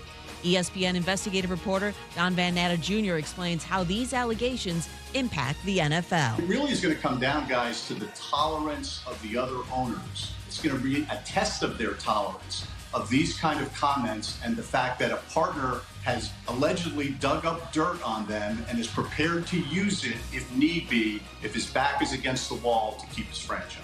Don Van Natta Jr. on Keyshawn, J. Will, and Max. A Commanders spokesman has denied the allegations. Tonight's Game 2 of the ALDS, Guardians at the Yankees, postponed because of rain in the forecast, rescheduled for tomorrow, 12:30 Eastern, ESPN Radio. Shortstop Carlos Correa telling El Nuevo Dia he will opt out of his Twins contract to test free agency. NBA Pelicans forward Zion Williamson is day-to-day because of left ankle soreness. Keyshawn, J. Will, and Max. Right now, the Vikings are the best team. They're clearly the best team in the NFC North at this moment. Right? Okay. And the Packers just lost to the Giants, and they have a game with the Jets. Don't let them lose that game. It's Friday with KJ and Max. It all starts at 6 Eastern on ESPN Radio and on ESPN2. 1, 2, 3. Hunt and Hill. Hunt Palmer, Jeremy Hill, holding down the middle of the day. Live from the Mercedes-Benz of Baton Rouge studio, it's Hunt and Hill. Now on 104.5 ESPN Baton Rouge. Hour 2 on a Thursday, Hunt and Hill. Glad you were spending your Thursday with us on 104.5 ESPN Baton Rouge. Best win and worst loss on the slate. College football and the NFL coming up at the bottom of the hour. Play some over-under as well in 15 minutes. Citizens Bank poll question of the day today. Are there more Saints fans or LSU fans in the state of Louisiana? Jeremy would tend to say LSU. I think it's Saints. We're here in this bubble here in Baton Rouge where LSU takes over the culture. I'm not sure it's exactly the same like that up in Shreveport or in Ruston or in Monroe or in Alexandria. And I hear you. There's Cowboys fans up there as well that aren't living and dying with the Saints. But I just feel like there are more options in Louisiana for maybe a college you want to root for. If you're a Southern or a Grambling fan, or if you're a Tech or Louisiana Lafayette fan, the rest of the state kind of pulls for LSU. But some of those, I mean, how many Southern fans that don't care about LSU are big Saints fans? I think there's probably a good number there. I feel like there's more. Certainly when I was growing up in Shreveport, the Cowboys had a huge presence, especially my dad's generation, because the Saints either weren't around or were a laughingstock, and the Cowboys were winning Super Bowls in the 70s and obviously the 90s. So I think the Breeze Payton era has put a ton of momentum behind the Saints, and I think that has probably garnered a lot more eyeballs. I mean, I'm disgusted that my lovely wife, who's a wonderful mother, cares more about the Saints than she does her alma mater. She went to LSU, and she doesn't even watch LSU games half the time, and she loves the Saints. I'm like, you went to this school, woman. What's your tie to the Saints? I lived in New Orleans. You live in Baton Rouge, too. You live in Baton Rouge right now. So that is maybe her biggest flaw, is that she's more of a Saints fan than an LSU fan. But I think it's Saints. Yeah, I mean, I just think it's LSU. I think it quarrels, Dallas, just those Cowboys fans. It just gets in everyone's core, and then everyone just wants to ride the bandwagon. America's team. I know it's like getting in my boy Taylor Sharp. It's like deep in his veins. Like, wish I can even take it out, like like a needle or something, get that cowboy blue out of your veins. But I still think it's LSU, man. I think looking at how the Saints kind of started out, especially 70s, 80s, 90s. Not much going on. Not really great. So I'm just riding my Tigers, man. We'll see what the poll. The chat's thinking it's LSU, and we're in Baton Rouge right now. But yeah, give me the Tigers. A lot of Baton Rouge folks in this chat. Give me the Tigers. And look, I've said this a bunch of times on the air. I was really kind of shocked when I went to New Orleans for a year to live there when I started in insurance. And I would listen to sports talk radio a little bit down there. all week, all year, 95% Saints, and they would touch on LSU every once in a while. 5% of the show. It is a Saints town down there to its core, far more I think than it is an LSU city. So certainly huge LSU fan base in New Orleans, but the Saints rock that place on the weekends, no doubt. All right, let's talk about LSU and Florida this weekend. I'm curious about the Florida run game because of the flashing lights that went off in my eyes while Tennessee just gashed LSU time and time again. You didn't have to worry about that against Mississippi State, even though they did hit one big running play. And LSU did a good job against Auburn. You'll see Montrell Johnson. You'll see Trevor Etienne, and you obviously have to account for Anthony Richardson in the run game. LSU, I think, has done a reasonable job of filling in for Mason Smith. Mekhi Wingo's done a really nice job, and Jacobian Guillory has played in there at times. But the depth is not great on the defensive line. It's top heavy, and those guys have to play a lot of snaps. How do you think this defensive front for LSU will respond to the running game? And I'll ask you kind of an add-on to that. Where does Harold Perkins fit in at linebacker, and what does he do this week? Yeah, I think Tennessee's vertical passing game just puts so much pressure on you. I mean, you fall asleep, they're going to throw a 50-yard touchdown pass on you. So as a defense, you're always kind of always in, like, subconsciously in your mind, like, man, this guy can pass the ball. He's not scared to take shots down the field. I don't think Anthony Richardson kind of gets that kind of subconscious respect when you're going against that Florida team. The safeties can just play way more downhill. The linebackers can play way more downhill. And I think going against this offense, we know just how powerful that running attack is. The last thing you can do is kind of let those guys get going, where it's kind of the exact opposite for Tennessee. It's like, man, these guys can really pass the ball. We can't let him light us up for 400 yards pass. And so just that alone, I think, will kind of help this defense, kind of be a little more stout in the run game. And obviously the tempo that Tennessee's going at, you're not going to, have to deal with that. You're going to be able to substitute and get fresh bodies in there. So I think for a 4-quarter football game, that's going to help you a ton more in stopping the run, which we've seen this defense kind of do throughout the season, which is why I was kind of confident that they'd be doing that against Tennessee. But I think as far as Harold Perkins goes, I would love to see him as stack backer, and then obviously when we get into third down situations, get him rushing off the edge. But I think they kind of want him playing the edge full time, which I think if you're a coordinator, you can kind of chip him, you can kind of run the other way. I think he's just one of those athletes where you have to move him around. He has to learn all the positions, and you have to find ways to keep him on that football field. So I think, this coaching staff's going to have him on the edge for most of this game, and probably in third and long situations he'll be spying Richardson. But I think he's the type of athlete you got to move him around and keep the offense on their heels and not really knowing where he's going to line up play to play. You answered my next question, because as a football fan who is not an X's and O's guy, as I tell you all the time, 3 times a week probably on this show, in my head I go, man, if it's 3rd and 5 plus, Perkins, you've got Richardson, and I want to do that every time. Is that too predictable to have the other guys play the other 10, or that is what you're going to do? No, that's not predictable at all, because what that does is you pretty much take away his threat of running the ball, and I think you want a situation where you can get Ojulari trying to get after the pass, you can get Ali Gay, you can get Jaquaylin and some of these guys. Hey, you guys just go get Richardson, and if he does take off, who cares about the rush lanes? We got a guy sitting there waiting for him to run, and you're kind of setting a mousetrap for him is what you're doing. So if it's an obvious pass situation, that's what you want to do. You have that mousetrap set, it's a pass play, and you're just gonna have to deal with that and force him to beat you with the throws time and time again. And we've seen him throw the amount of interceptions he's thrown this season. So he's not Hooker. It's not the same beast that you're dealing with from last week. This is a guy who will turn the ball over. This is a guy who he's not, signed, he'll deliver to, light you up for 300+ passing yards week in and week out. So, no, I don't think that's a bad thing at all. I think if it's an obvious pass situation, get your best athletes behind that guy. If he decides to run, you got a guy who can just run as fast as him and tackle in open space, and you feel good about him not really killing you with his legs. We talked about Richardson's ups and downs. Look at this illustration of it. He goes against Utah. He runs the ball 11 times for 106 yards and 3 touchdowns. The next week against Kentucky, he runs it 6 times for 4 yards. I mean, it's just been amazing to see just how much it spiked. And obviously, we talked in the first hour about how many plays they ran against Tennessee and how that's a statistical outlier that is very unlikely to duplicate itself against LSU. He ran it 17 times in that game for 62 yards and 2 scores. And oh, by the way, he threw it for 453 as well. He was awesome in that game, but it's a play type situation. So the legs are. There's one thing. There's a quarterback that can move a little bit. Joe Burrow can move a little bit. You got to worry about it a little bit.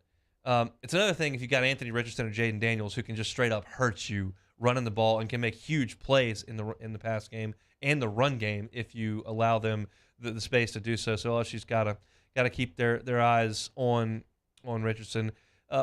Johnson and Etienne are the two running backs that we mentioned, and they've really shared the workload. In fact, it's down almost to the carry. 46 carries for Johnson, 45 for Etienne, and then 47 for Richardson. They've also sprinkled in Naquan Wright for 44 carries. So all of those guys are literally between 44 carries and 47 carries. It's not a lead back situation. It's a deal where they're going to funnel guys in. And again, that goes back to the depth that LSU's got up front.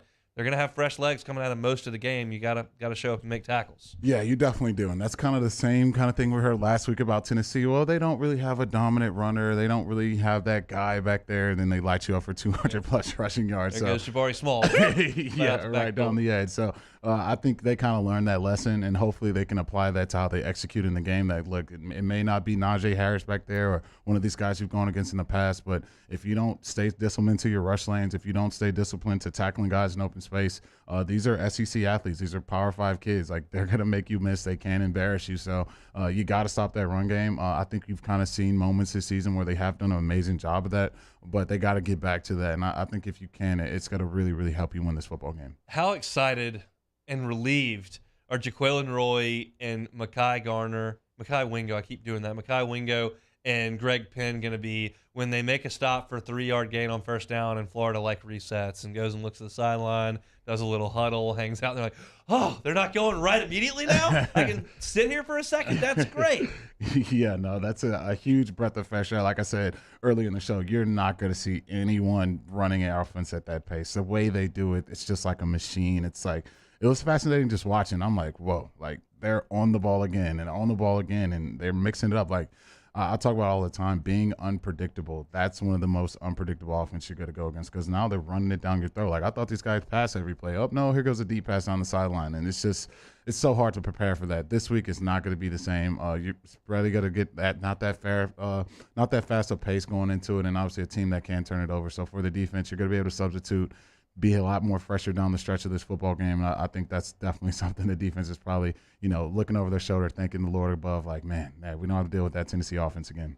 My guy John Peterson, former LSU golfer, is bumming me out on Twitter. He's just loves Liv, just eats Liv up, liking all the Liv posts. It really breaks my heart. However, I would like you to listen to his podcast. He and JJ Colleen answer all your golf and life questions inside the new Drop Biscuit Studios podcast for the people. You can download or subscribe today at dropbiscuit.com. Great golf content from those two guys right there. We will take a timeout. When we come back, got some over-unders for Mr. Hill. That's next on Hunt and Hill. Hunt Palmer and Jeremy Hill. It's Hunt and Hill. I mentioned in that last segment how disappointed I am in my wife when she pulls for the Saints and doesn't care about LSU.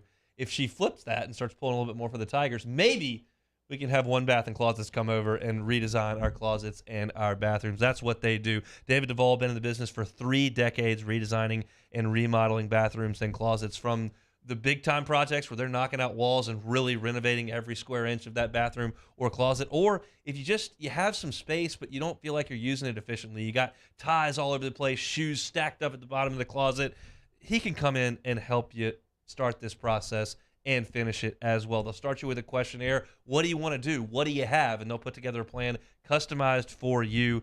And I'll tell you this, if you tell David Duvall and his crew over at One Bath and Closets that Hunt and Hill sent you over there, 30% off your closet remodel. 30% off your closet remodel. OneBathAndClosets.com is the website. Promise you, they're not going to come back 3 days after that project is complete to clean things up because they took shortcuts. They're going to get it right the first time and leave the competition behind. One Bath and Closets at OneBathAndClosets.com. In times of need, get a full list of phone numbers, websites, and other important emergency information on the Demco Stormwatch page at 1045ESPN.com. As a community bank, B1 Bank invests in relationships with the people and businesses we proudly represent. Our B1 bankers are here to help simplify the complicated, understand your needs, and make managing your finances easier. At B1 Bank, we offer an array of solutions to help simplify your transaction needs. B1 Bank, one highly personal banking experience. Visit us online at b1bank.com for more information.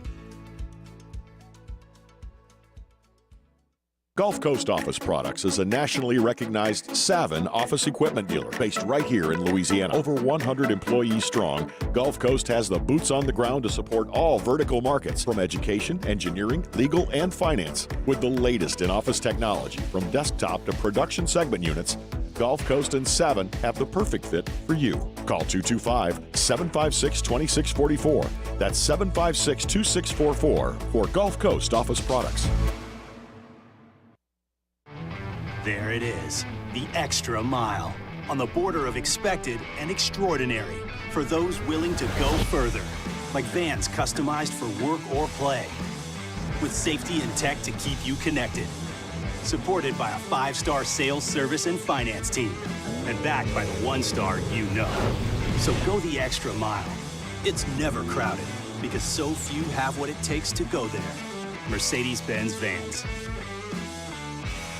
ITI's got all these programs. Once I started and learned everything about the school, it was worth it. The challenges that ITI presented me with, it allowed me to build myself up. All because of ITI, I actually was able to get a job within 3 months before graduation in my field. Get the hands-on training you need for the job you've always wanted. With so many companies hiring right now, it's the perfect time to come to ITI Technical College.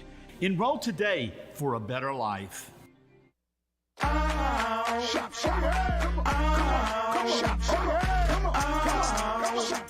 Order curbside pickup online or with Rouse's Market Shopping app and let Rouse's personal shopper shop for you. Curbside pickup is free and you pay the same price for groceries as in-store. Use code SAINTS20 and save $20 on orders of $100 or more. That's curbside convenience. Shopper style. Oh, yeah! I've been doing business with Luba for 25 years. They're dependable, trustworthy. It's just the attention to detail with our clients. Our folks have years and years of experience. They're highly trained professionals, but many companies have that asset. What I'd like to think makes Luba a bit different is that we use those talents in a way that truly is dedicated to serving the needs of 7 in the prep football season, and we get started Friday night at 6 with Louisiana Prep Preview, presented by the Baton Rouge Orthopedic Clinic. Catholic Eye and Central kick off at 7, and that's immediately followed by the Lake Urgent Care Lake After Hours Louisiana Prep Scoreboard Show on YouTube, Your View, and 104.5 ESPN Baton Rouge.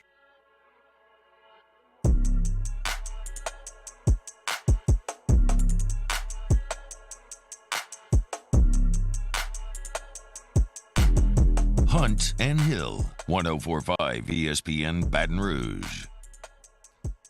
Getting right along. The weekend's not that far away now. After 2 o'clock on Thursday.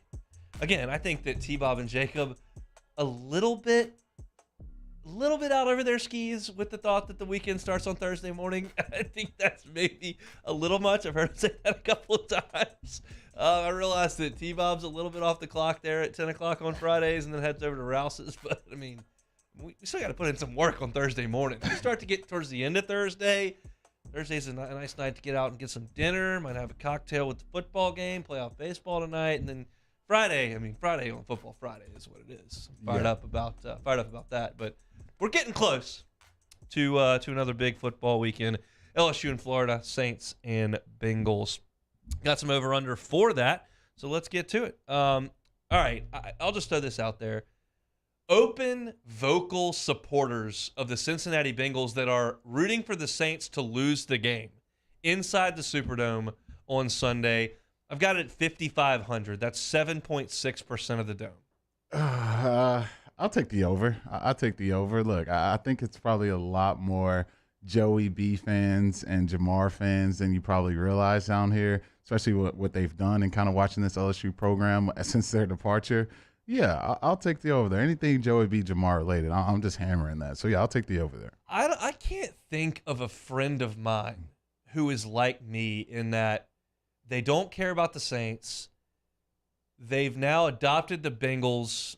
I mean, it's a little bit of ingest. Like I've said this before, I'm going to the baseball scrimmage on Sunday at 1 o'clock. It'll be the end of the first quarter of the Saints game, and I'm going to watch Thatcher Hurd and Nate Ackenhouse Pitts. Like, that's my investment in the Bengals. I don't pretend to be anything different. I don't know anybody who is so fired up for the Bengals now that is new life in their NFL fandom that's going and that is going to pay secondhand value on these things is $200 a ticket for most of them, unless you want to go sit down low when it's $600 a ticket. It's going to go to this game and go nuts for the Bengals. I do believe there will be a lot of people, as there always are for Saints games, that fly down from that destination from Ohio down to New Orleans to go to the game. So there certainly is going to be a presence of Bengals fans there, but not very many. I'll take the over on 5,500. The 49ers in 2019 had way more than that. They had a ton of people. And they were there in Carolina last week too. They got a massive fan base over there with the 49ers. And the Packers always travel, the Steelers always travel. I think the Bengals will travel pretty good, but there's just not a lot of South Louisiana people who are going to go to that game and pull against the Saints. I just don't see that. Bengals offensive line is still not any good. They spent a lot of money on it, and it's still a huge concern. Saints sacks in this game 4.5. Oof. They've actually done a lot better over these past 2 weeks compared to the first couple of weeks of the season where Joe was getting sacked at a record alarming rate. They've kind of cut that down a little bit, and I think they kind of know, and Joe knows he has to get the ball out, and they kind of realize what's going on with that offensive line. So 4.5, I'll take the under here because I just think if the Saints get 5 sacks in this game, I don't see the avenue for the Bengals, especially since they can't really run the ball to the level that they want to. A lot of carries, a lot of 2-yard rushes, a lot of 3-yard rushes. So I'll take the under because everyone knows where my cheering interest is in this game. We don't know if Jarvis is going to play, so this may hurt it a little bit. Tyron's been banged up as well, but he obviously is going to give it a go this week. LSU mentions by the broadcast 4.5. Got Burrow, you got Chase, you got Tyron, you got Jarvis. 4.5 on the LSU mentions. Look, when they played Tua the other night, it was like 1,000 mentions of the matchup in 2019. So I guess I have to take the over here, especially with all the LSU ties. I would have never thought you'd see Jarvis Landry and Tyrann Mathieu on the New Orleans Saints, but now you parlay that with my boy L. Collins on the Bengals, Joey B, you got Jamar. So, yeah, a lot of LSU ties, and kind of seeing just the way they kind of let those guys kind of do the pregame stuff and, showing that Louisiana flavor and Louisiana love. I think you'll definitely get a lot of LSU mentions on this broadcast. I did too, and I said this when I went to the Saints game against the Bucs, that opener. Got tickets last minute and was able to go, and I was there for the start. And when Jarvis and Tyron led the hoot at and hammered it there right before kickoff, most connected I've ever felt to the New Orleans Saints. I mean, I had a really good time in New Orleans after they won the Super Bowl. That was really fun at F&M's, bartenders standing on bars, pouring drinks everywhere. Very good, very fun time. I was in college for that. But that was the most connected I ever felt to the Saints when I saw that. So we'll switch gears now to LSU and Florida portion of the over-under. LSU needs to run the football, and they just haven't. And Florida has shown no ability to stop the run at all. The rush defense is 13th in the SEC.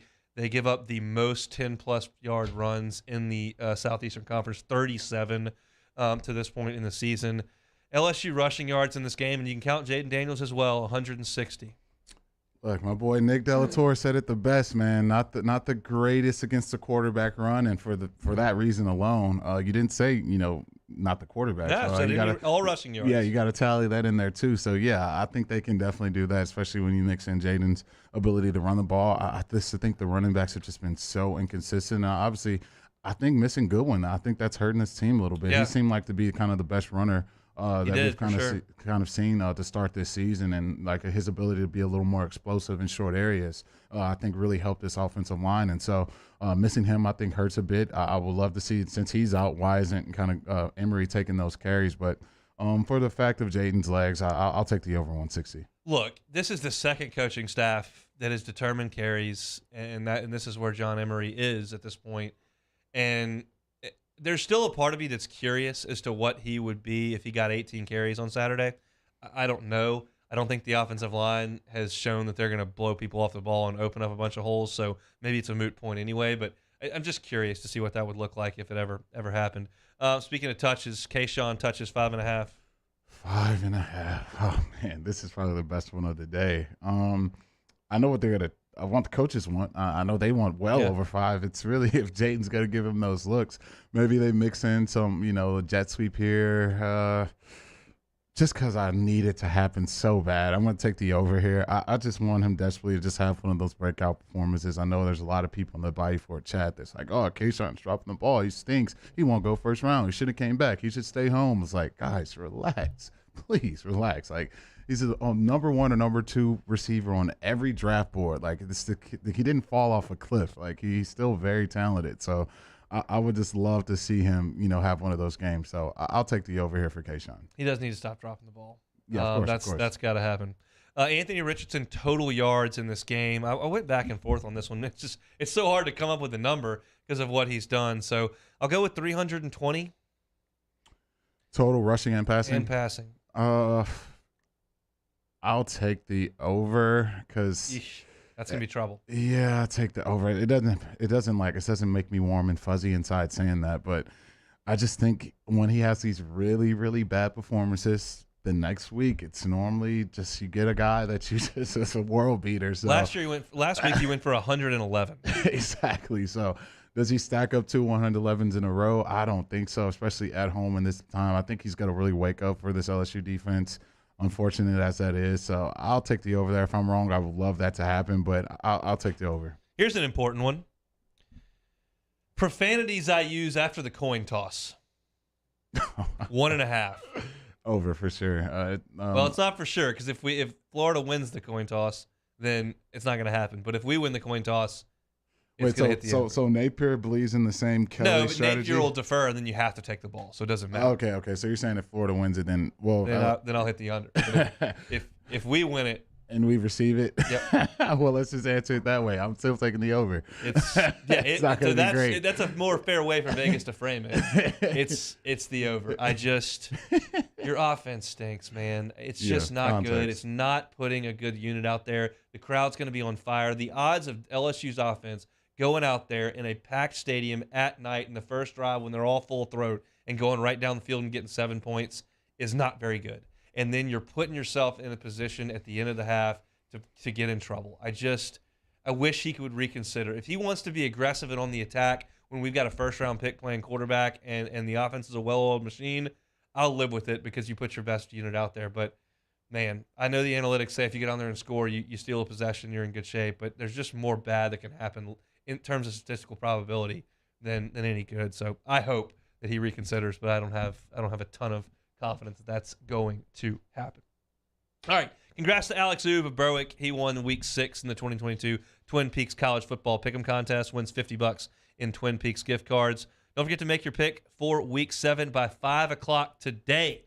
Play the 2022 Twin Peaks College Football Pick'em today at 1045ESPN.com. We come back. Best win on the board, college football and the NFL. Worst loss on the board, college football and the NFL. You're listening to a Thursday edition of Hunt and Hill.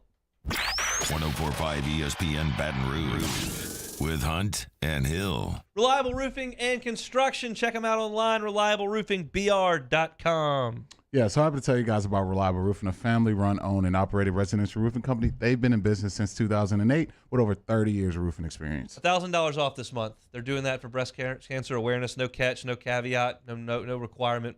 Just $1,000 off your roof replacement at Reliable Roofing this month, all month long. When you get your roof replaced by Reliable Roofing, you get a 5-year labor warranty, and you're guaranteed that Lionel Hayes going to show up to put his stamp of approval on his team's work. If an insurance company is coming on and going to be your homeowner's carrier moving forward, they're going to need to inspect that roof. And if it's not up to snuff, they're not going to cover your home. If you need a new roof to get insurance placement, then go ahead and get Reliable Roofing on the horn. Check out the website at reliableroofingbr.com. Check out the Instagram handle as well at Reliable Roofing LLC. Reliable Roofing and Construction at reliableroofingbr.com. Professional golfers John Peterson and JJ Colleen answer all your golf and life questions inside the new Drop Biscuit Studios podcast for the people. Download or subscribe today at dropbiscuit.com. There it is, the extra mile, on the border of expected and extraordinary for those willing to go further, like vans customized for work or play, with safety and tech to keep you connected. Supported by a 5-star sales, service, and finance team. And backed by the 1-star you know. So go the extra mile. It's never crowded because so few have what it takes to go there. Mercedes-Benz vans. Follow us on Twitter at 1045ESPN to cast your vote in the Citizens Bank and Trust poll of the day. Vote daily inside Off the Bench, anytime. Hunt and Hill. And after further review, Citizens Bank and Trust brings you the poll of the day via Twitter at 1045ESPN. We get it done with strength, commitment, dedication, grit.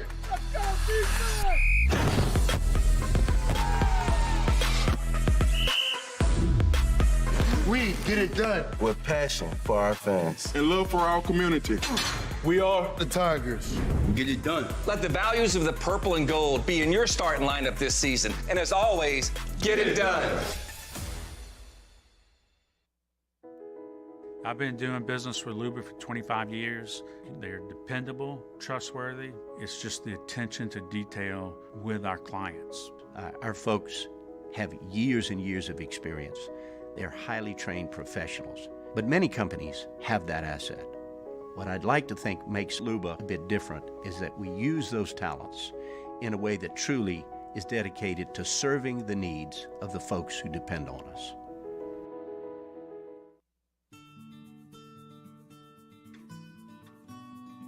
This is a house call. This is a follow-up appointment. This is a diabetes checkup. This isn't just more convenient care, it's more advanced care. This is innovating healthcare at Louisiana's #1 hospital, Auctioner.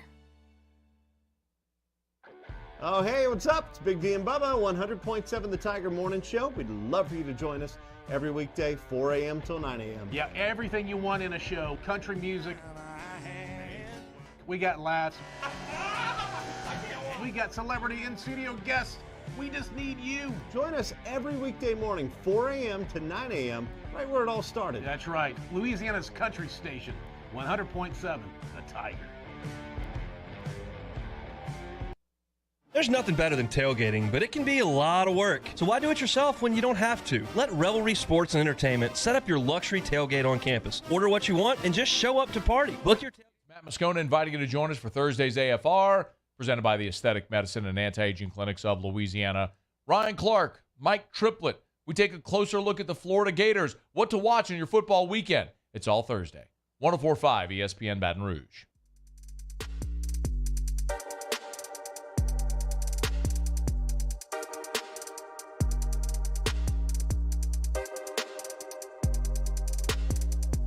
This is Hunt and Hill on 104.5 ESPN Baton Rouge. Fired up for a Football Friday tomorrow on 104.5 ESPN. We are live and local all day long on Fridays. You can catch OTB as usual, 7 to 10 a.m. At 10 o'clock, you get Jimmy Ott's Game Time until noon. He'll be at Rufino's with Hanny at noon. They'll flip the script, and Hanny and Jimmy will do Hanny time from Rufino's, so they don't move.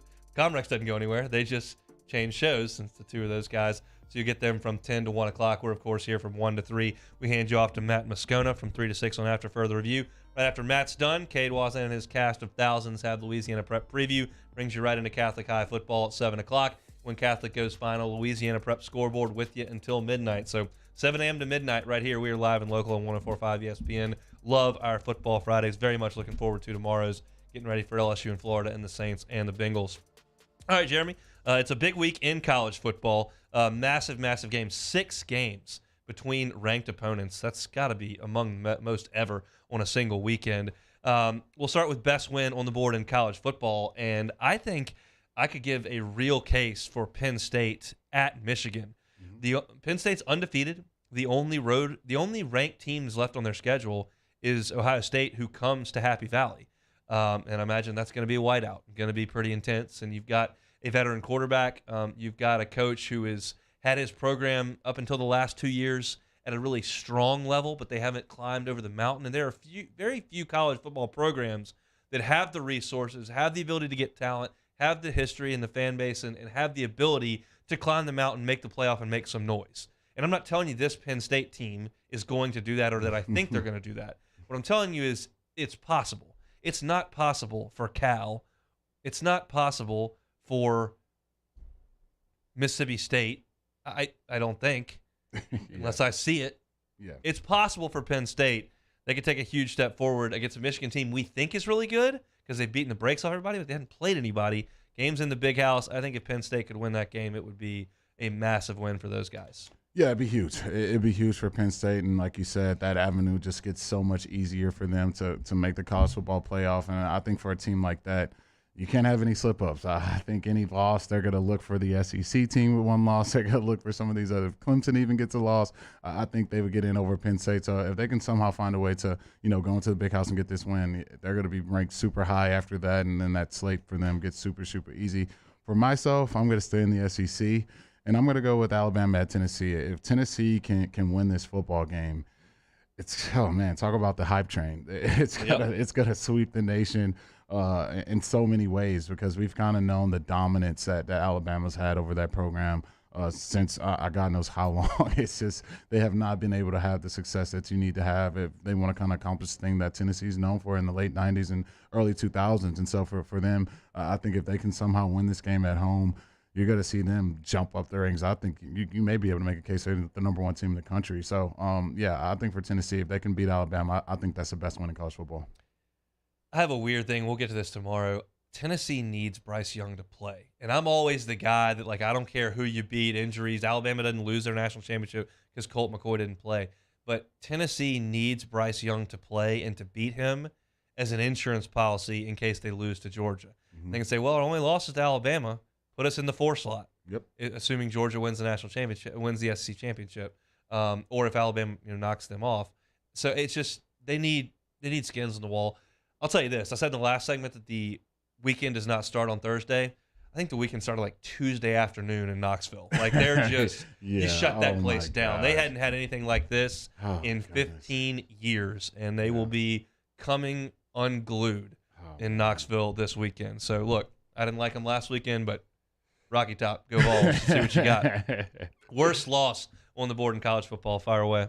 Yeah, I got Clemson at Florida State. Obviously Florida State beating that rebuilt LSU team, being ranked, and they're flying high. Norvell, yeah, we got the quarterback, tall receiver, yeah, baby, and not as probably good as people may have thought. And so I think Clemson being the number 4 team in the country, going on the road to Florida State, they can't afford to lose to this football team, especially, coming off the season that they had last year, just a kind of a huge letdown. DJU at the quarterback, I think that defense is kind of taking a step back. So, who knows? It's, we've seen kind of upsets all throughout this season, but I think if Clemson goes on the road in a national televised game and lose to this, to me, it's an average Florida State football team. That's definitely one of the worst losses in college football. So I got to go with Clemson at Florida State. Speaking of Florida State, you know what rivalries lost a little juice? Florida State. Oh, goodness. And I feel like that's going to be at least an interesting game this year. Neither one of them is a national championship contender, but they seem to be on level footing, which hadn't been the case in a while. You had the Muschamp years where Jameis was there. It wasn't really competitive. Tebow beat the brakes off Florida State. I mean, it's just it hadn't been a great rivalry, an eye-catching game in a while. I think this year, even though they're not great, they seem to be on level footing for this year. So I believe that. Worst loss on the board for me, look, Ole Miss, you're 6-0. Oh, goodness. You're in the top 15. You got a trip to Baton Rouge coming up. You got an Egg Bowl coming up. You got Alabama coming up. Don't lose to Auburn at home. Don't lose to Auburn and Oxford.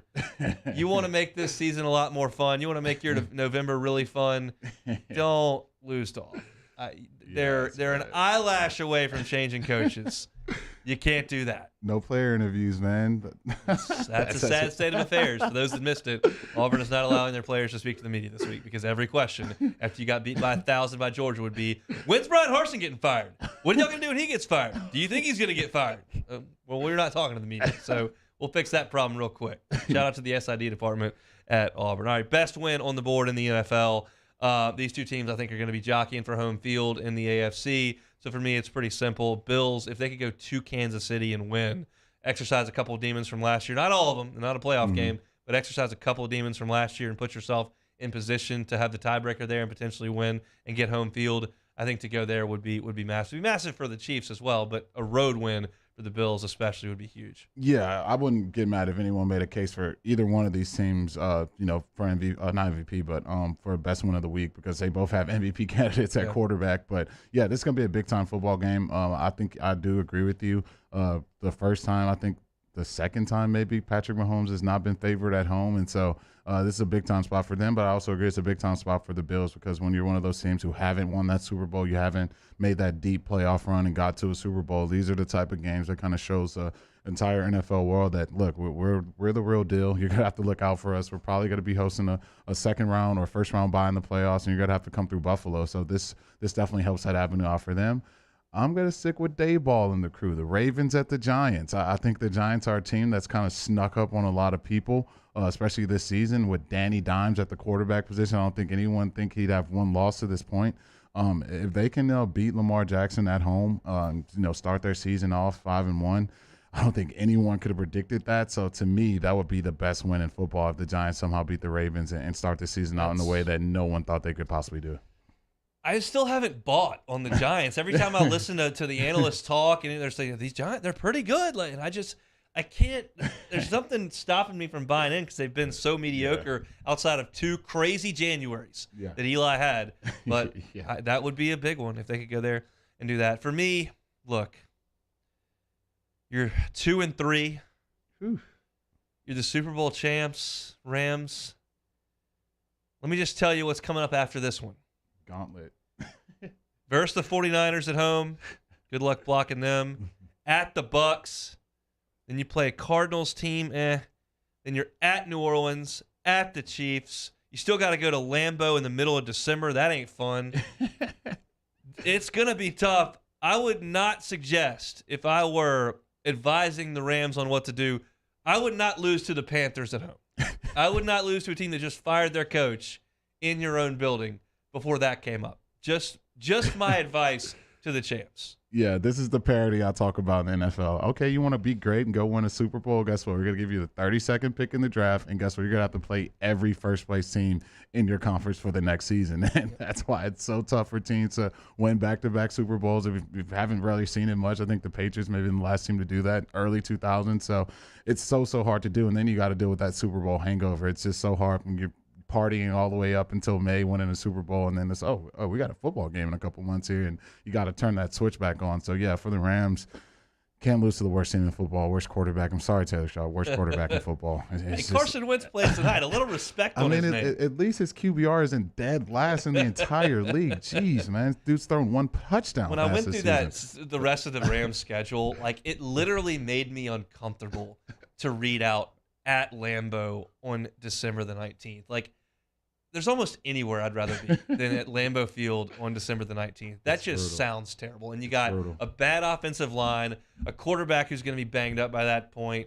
He's a Texas boy who played at Georgia. I realized he was in Detroit for a long time and has played in these games. Yeah, but you got to go play the Packers every year, depending on when it is. But I'll pass on that. I don't want any part of Lambeau. I don't care if the Packers aren't looking very good. That's not fun. Yeah, no, that's definitely, that's why it's so tough to go back-to-back. But for me, worst loss, I'm going to go Bucks at the Steelers. The Steelers, I never thought I would see Mike Tomlin just in this bad way that he's in this season. Yeah. I don't think anyone thought that. You thought they'd just at least be competitive and have a pulse, but to me, it's just a bad situation. They can't run. They've got 2 quarterbacks who just don't expect anything from them. And for the Bucks, who a lot of people pick to win their division and have a deep playoff run, you can't lose to a rookie quarterback who's just not very good. I would love to pull up the stat last time Tom lost to a rookie quarterback. But yeah, if you're the Bucks, you can't lose this football game at the Steelers to this bad Steelers team, and start the season that way. I think that put them at 3-3. So no, I got to go with Steelers and Bucks. Little trivia question for you guys: the last rookie quarterback to beat Tom Brady was who? Baker Mayfield. Geno Smith. Oh, Geno Smith. Geno. Oh, man. Geno Smith, that guy. What an electric career. He's going to make a lot of money. Oh, yeah. Someone's going to swing and miss on that. Blake Bortles went on Pardon My Take. He retired. He's done. And they were like, do you know how much money you made? And he's like, I don't know what the number is. Like, there's taxes, agent fees. Do y'all have it? And they're like, yeah, we got it.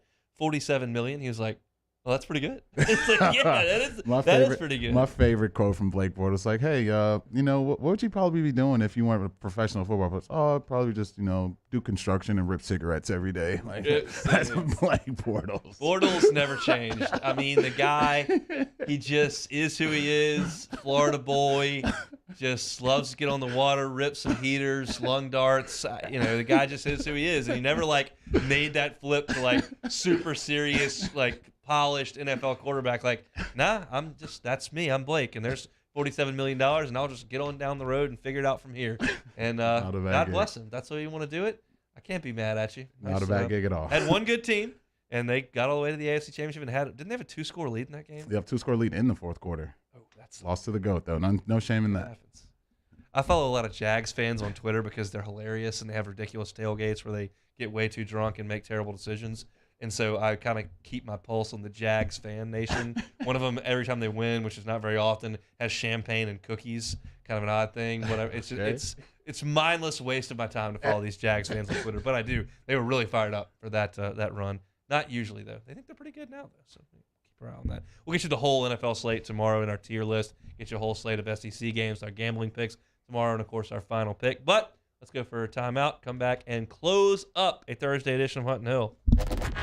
This is Hunt and Hill on 104.5 ESPN Baton Rouge. Start NFL Week 6 off right with a no-sweat same-game parlay from FanDuel, America's #1 sportsbook. It doesn't matter if you're new to FanDuel or already have an account. You'll get free bets back if your Thursday night same-game parlay doesn't hit. NFL same-game parlays are the perfect way to combine your bets for a chance for an even bigger payday. Look, there's tons of options on your same-game parlays tonight. You can bet Wentz, Fields, David Montgomery. Personally, I think a lot of that's a tough watch. So if you just want to watch baseball, you can bet on that too. You can bet on the Dodgers and the Padres tonight in San Diego. Dodgers -1.5 on the run line. I think I like the Padres in that one at home. We'll see what happens, but it's all right there on the FanDuel Sportsbook. You can build your own same-game parlay in the NFL, or you can go to the popular same-game parlays that are pre-built for you in FanDuel's top-rated sportsbook app. However you want to play, you can bet the NFL on Thursday night with a no-sweat same-game parlay. Sign in with the promo code 1045ESPN if you don't already have an account. If you do have FanDuel, you're all set. Just sign in and see what you got. Make every moment more with FanDuel, an official sports betting partner of the NFL. Must be 21 and present in Louisiana. 3+ legs minimum, $1 bet. Refund issues non-withdrawable free bet that expires in 7 days after receipt. Max free bet $5. Restrictions apply. See terms at sportsbook.fanduel.com. You're somebody who has a gambling problem and wants help. Call 1-877-770-STOP.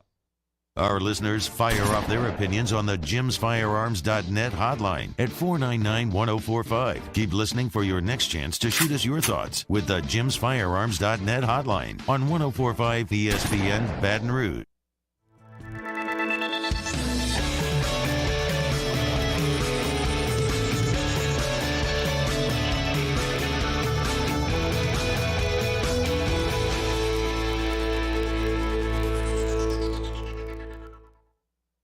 ServiceMaster Elite create clean, disinfected work environments. As a local business, we take pride in serving the New Orleans and Baton Rouge areas. Our cleaning protocols follow CDC and OSHA standards for healthcare settings, offices, senior living, restaurants, and industrial plants. Contact ServiceMaster Elite to get your operation ready for reopening with germ disinfection cleaning. ServiceMaster Elite, the trusted choice in professional cleaning since 1996. It's no secret. The best oysters in Baton Rouge are at Jolie Pearl Oyster Bar. Enjoy mouth-watering South Louisiana flavor and oysters from all over the country. And don't forget our nightly drink specials.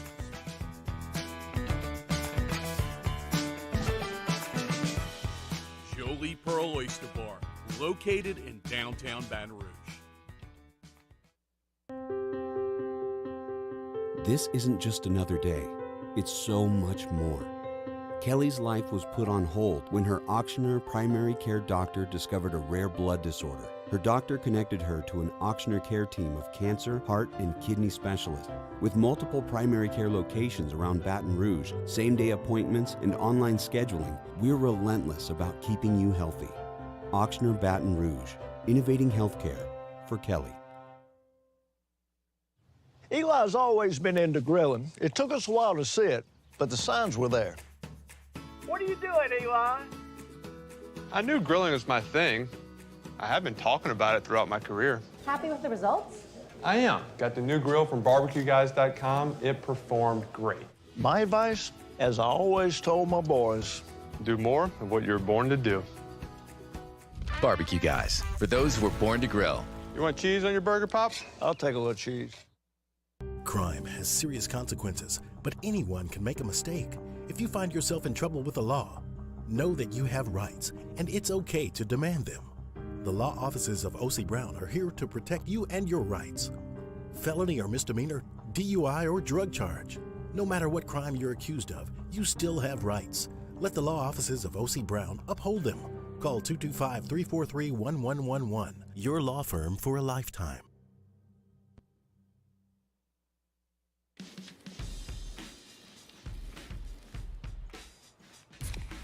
Light beer shouldn't taste like water. Miller Lite has more taste and only 96 calories. It's Jimmy Ott and Charles Henniger for the Thursday evening edition of Game Time presented by Bet Rivers. We're downtown at Jolly Pearl Oyster Bar on north facing Town Square. Game Time, 6 to 8 p.m. presented by Bet Rivers on 104.5 ESPN Baton Rouge.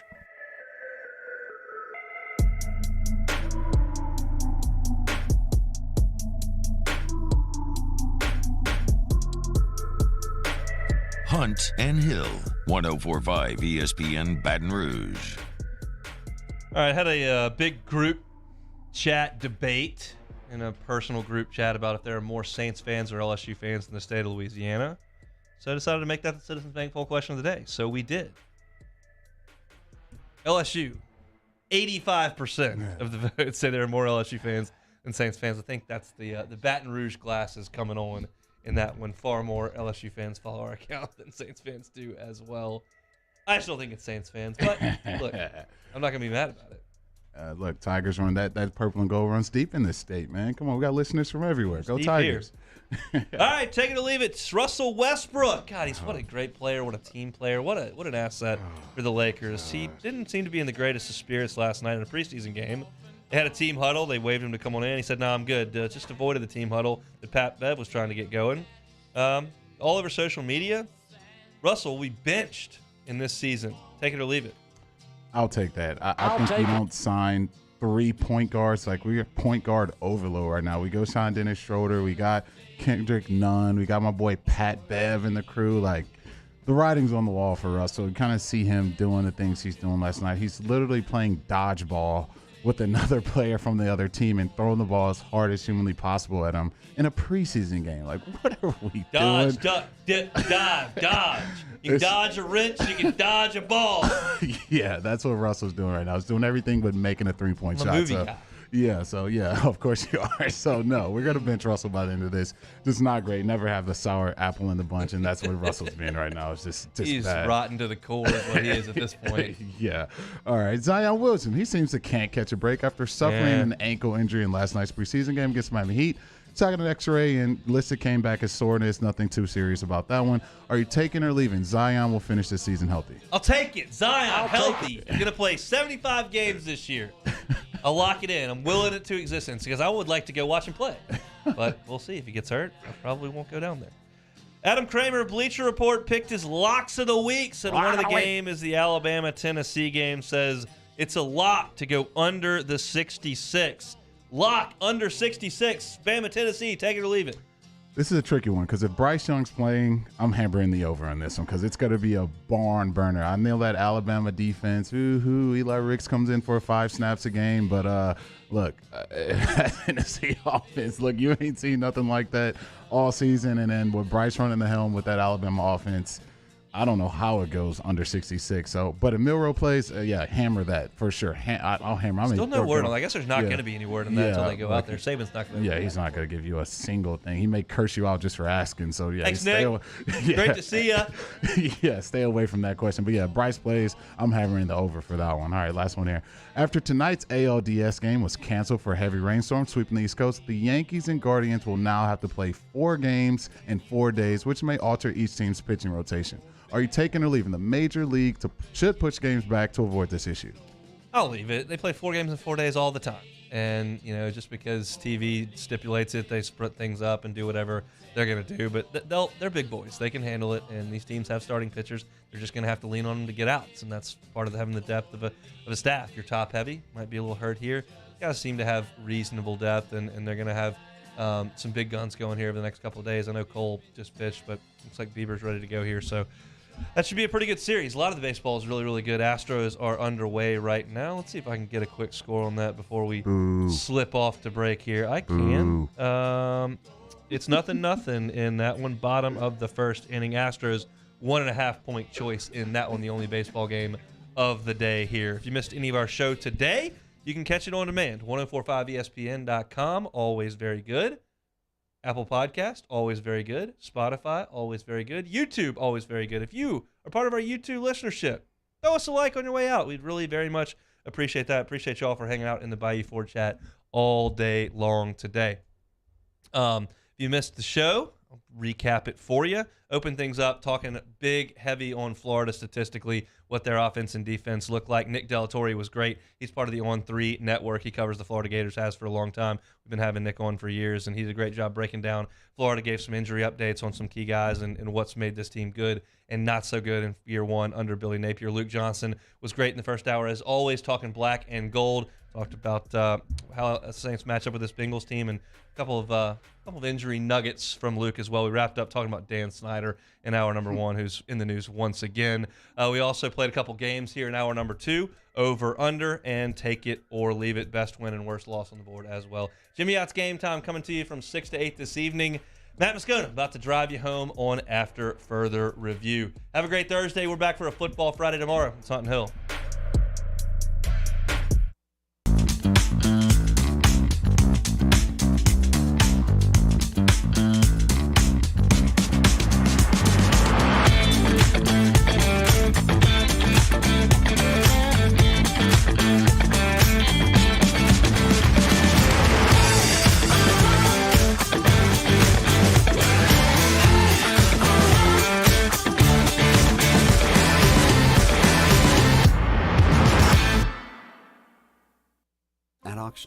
We know healing is a team sport. That's why we've partnered with world-renowned orthopedic surgeon Dr. James Andrews to create the Ochsner Andrews Orthopedics and Sports Medicine Institute. Whether you're a professional athlete or a weekend warrior, our team of specialists are dedicated to getting you back in the game. So whatever your reasons are for reaching your personal best, we've only got one. You. Ochsner Andrews Institute. Long live you. There